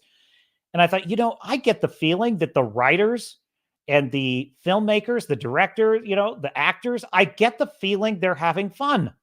I get the feeling they're having fun writing these episodes. Like they're into this and they're enjoying it. And I thought, what an odd notion to cross my mind, because that should be the expectation of every show. You should, if anyone's writing a show, they should be enjoying it. They should be having fun. You watch these, even Ahsoka, which is, Filoni's darling. He's just going around trying to make Ahsoka the bet. Did he really have to stuff every single Clone Wars and Rebels character into Ahsoka? Really? Did he have to stuff it? But even so, I get the feeling that he's going through the motions. He doesn't even seem to be enjoying. He doesn't seem to be writing anything where there's any joy or life to it. And I know that there was that element in Rebels and Clone Wars, and I get this feeling with Secret Invasion. I get this feeling with what the hell was Loki? I get this feeling with all of these shows that the Flash, the movies that come out, the Flash, I get this feeling that the writers that are making this stuff are bored. I get the feeling that they don't even like these characters because they don't. Kurtzman Trek, they don't like these characters. They don't enjoy it. It's like, was it really Akiva Goldsman's dream to preside over a show in which Klingons dance and sing to autotune? Was that really his life's work? I don't believe that for a second. They don't give a shit about these characters. But when I watch Gen V, I get the feeling they enjoy this. They're having fun writing interesting scenarios with these supers interacting. And it's not just the woke parts of it. I think they enjoy the superhero story of it, because this is definitely not quite as anti-superhero as the actual Boys proper is. This show is a little bit more sympathetic towards the superpowered characters. Well, I mean, all the protagonists are superpowered characters, which is different than the Boys. The Boys is all about the humans trying to take the supes down. So this show seems to actually be having fun with superheroes. I'm like, now, why the hell can't Disney hire some writers who enjoy writing superhero stories the way that these writers appear to write this show? I enjoy writing this show. It was just weird. It's weird.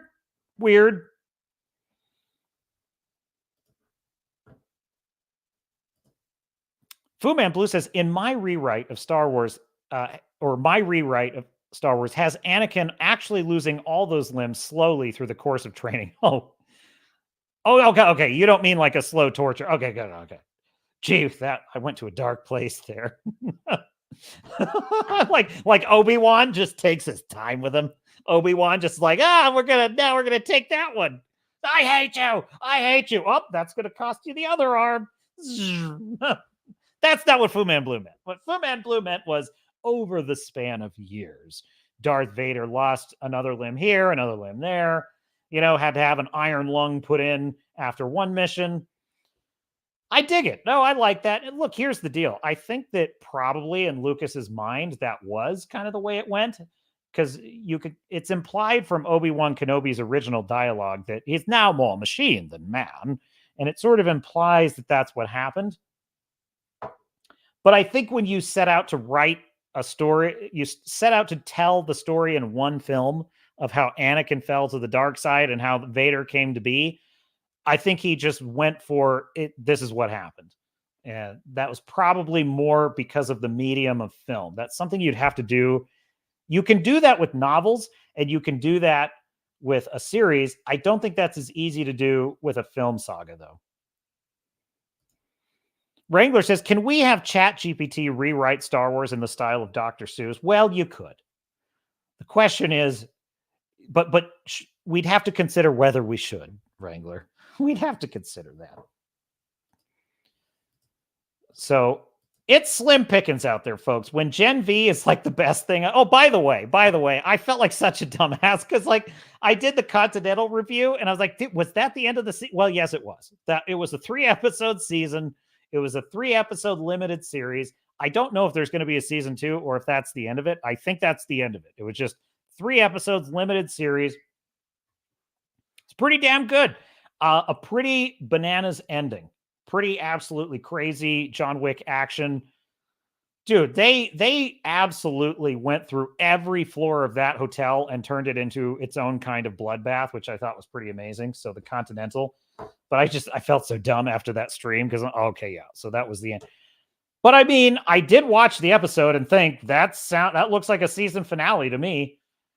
That being said, I think you still could have told more of a tale because they end it with Winston shooting one of the agents of the High Table right in the head in broad daylight, which was badass and baller as hell. And I thought, well, see, now that could set up another couple of episodes.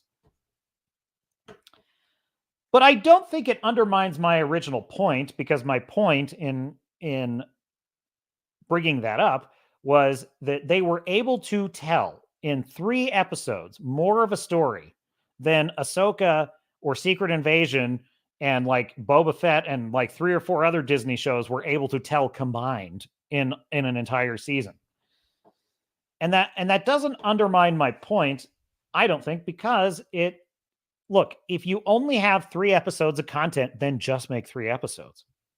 Don't try to stretch. You know what Disney would have done if they were making the Continental? I mean, they wouldn't because it's a violent John Wick story, but just for the sake of argument, if they were making the Continental, they would have stretched it out into 8 episodes and you would have wound up with an Andor, right? Where it's like you basically have a 3-episode story and you're trying to spread it out into 8 episodes. And that's why you're getting these slow, it's a slow burn. No, it's not. It's just slow.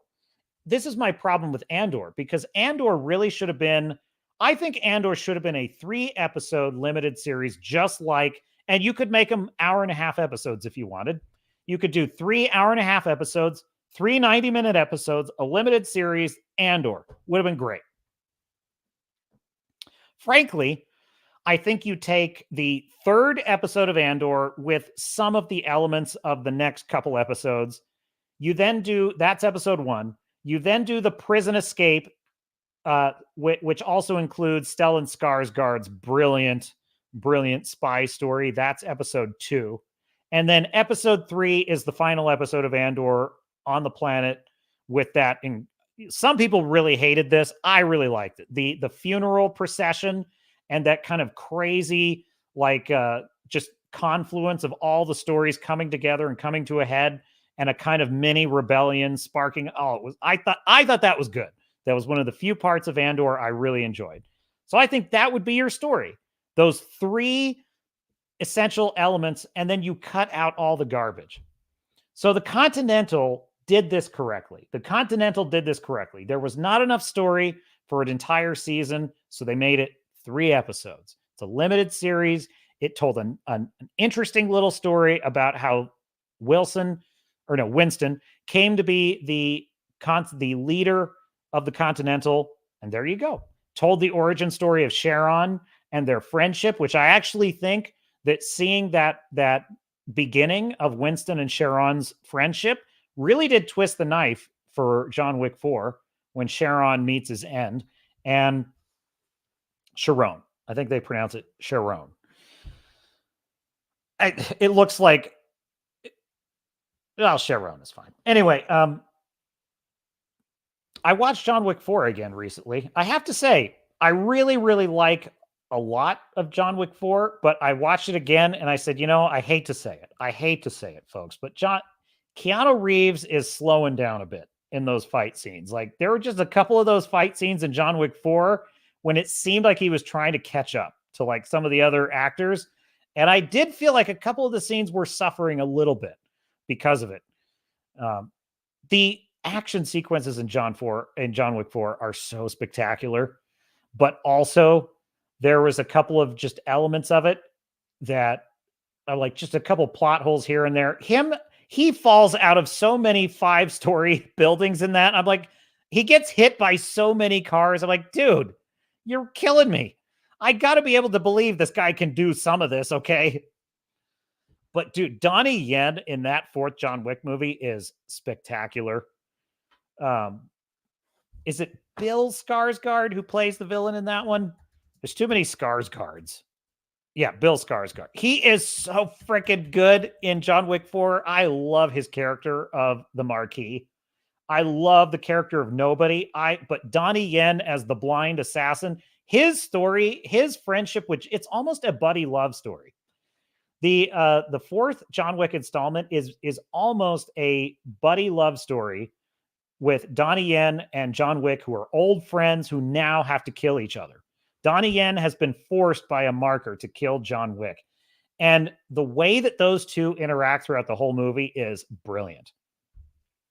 And for those that don't know, I'm talking about buddy love, which is one of the Blake Snyder genres. It does not mean, look, don't get excited, blue hairs. That does not literally mean love. It means friendship is what it means. It can be a buddy love story, can be a romantic story, a love story, but it's not. Buddy love just means buddies, like Riggs and Murtaugh in Lethal Weapon. So it's actually a pretty good buddy love story between Donnie Yen and John Wick's character. Kane is the character. He's got the best action scenes in the whole movie. I hate to say it, folks, but he's got the best action scenes in the whole movie. What he's able to do to bad guys with doorbells is fucking amazing. And just that scene where they're sitting in the church talking. Oh, John Wick 4. Anyway, so my point about the Continental is it enhanced my experience of watching John Wick 4 again. And I appreciate that. The captain appreciates that. Star Fury says, good night. Good night, Star Fury. Thank you for joining us for another exciting voyage. We're probably in we are in the twilight hours of the stream. We are in the dog watch now. We're in overtime, just chewing the fat a little. But thanks for popping by. I don't know quite what to make of a blast. A blast to the pack, and the hunter was whacked in the sarlacc. Well, Wrangler, everyone has their special gift. Dude, you got a YouTube video there. 12-minute YouTube video. That video we watched earlier, which is What If Force Awakens Were Good by Prism. One of the things I liked about that was how he used the AI art to kind of give you a visual. Now, some of them were a little bit wonky. Some of them were way out there. Occasionally, I'm like, that's not even Leia. But it was cool. Mostly, it was pretty cool. It was pretty cool to have that kind of visual element to go with the story. And I'm thinking, I'll tell you what, that's not a bad way to pitch a series. That's not a bad way to pitch a movie to an executive. If you've got like 5 minutes to pitch your idea, instead of doing a storyboard, you could do that kind of visual narration with AI art. So I'm kind of with Shad of Shadiversity on this. I don't think AI is all bad. In fact, a friend of mine was kind of, blackpilling a little bit about AI and how it's going to take our jobs, and it's going to take some of our jobs. Let's just face it. But on the other hand, what used to be one of the most valuable professions in any town for like hundreds of years of human civilization, like the kind of profession you could not do without in every single city. It was the chandler. That is the candle maker. The candle maker was one of the most important professions in human history for hundreds and hundreds of years. And now the candle maker only exists for, crate and barrel. Like it doesn't exist for any other reason now. So my point is, new technologies mean new opportunities. And I think that would be pretty cool to pitch your script using AI art to go with your narration. Could be pretty rad. Now, on the other hand, AI is terrifying as hell because it's beginning to learn how to fake reality, and that is terrifying. So there is that. Well, there you have it, folks. So I think, the captain's going to have to step up his game. For the next stream, I'll have my report, the captain's report on Our Flag Means Death. I mean, come on. It is literally a swords and sails story. I'm legally obligated to watch it, okay? But I'm just afraid it's going to be woke as shit. Stede Bonnet's a fascinating historical character, though. Stede Bonnet, he's basically a merchant. He was a merchant who that's all he did. He was basically a bean counter. He was a bean counter. He was a seller of wares, and he was like, dude, these pirates are out there making a killing. Because he was a fence for pirates. He would buy and sell their stolen loot, and he was essentially, in modern day terms, he was kind of like a money launderer who took a look at the mob and was like, they're the ones making all the money. I could do that. So he basically was like, I'll try out life as a pirate. He knew nothing about sailing ships.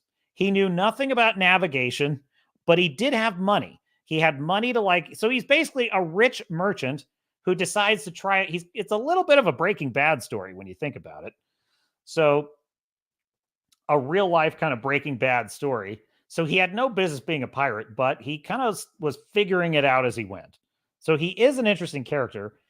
Assassin's Creed Black Flag actually had him in Assassin's Creed. So he's a character in that video game. So, and that's what the show is about. The show is about Stede Bonnet. So it could be interesting. It could be. But if it's woke, I'm out. If it's woke, I'm gone. Then we've got, South Park Into the Panda. Oh my God, South Park Into the Pandaverse. I believe that is coming out this week, folks. That is 27th. So that's Friday. Friday next. Maybe the captain will do a special edition of the Captain's Cast to do a watch party. Maybe we'll do a watch party. It's going to be on Paramount Plus. So don't forget, we are linked in the Discord. The Discord link is in the description, as is my link to my nautical sword and sails adventure stories, Blood and Oak, 2 books in the series so far.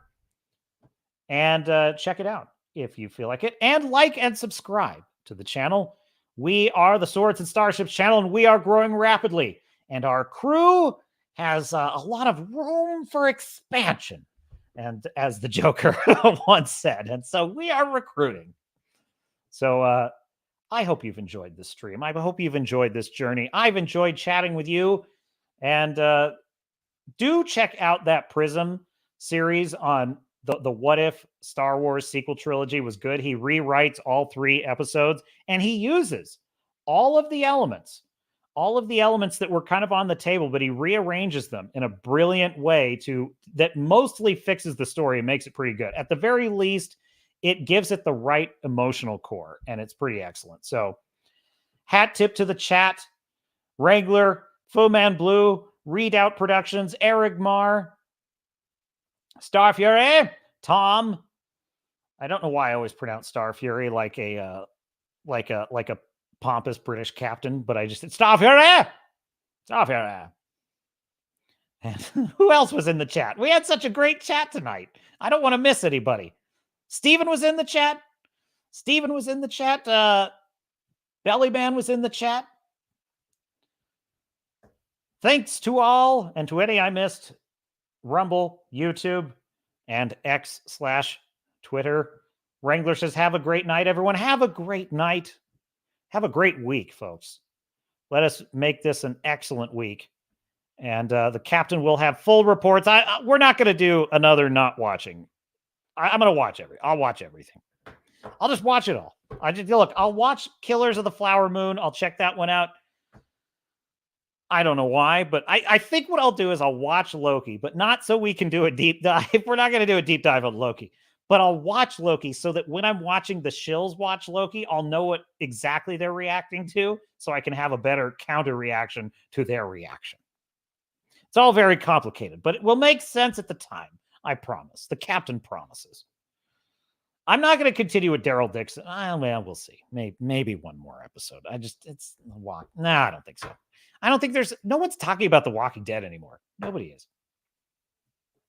All right, folks. Well, that is the Captain's Cast. I am your host, Captain Garrett of the channel Swords and Starships. And I do thank you for joining. And I will just say, wherever you are, let me know in the chat, in the comments, how I can bring you more excitement and more entertainment, because my goal here is nothing if not to lift you up and get you pumped for the next week as we build new things, as we push back, as we take back our franchises. Fu Man Blue says good night, all. Good night, Fu Man Blue. Captain Salute. As always, thank you for the very generous Rumble rant. And we had fun. We had fun tonight. And so until next time, this is Captain Garrett saying to you, I will see you out there.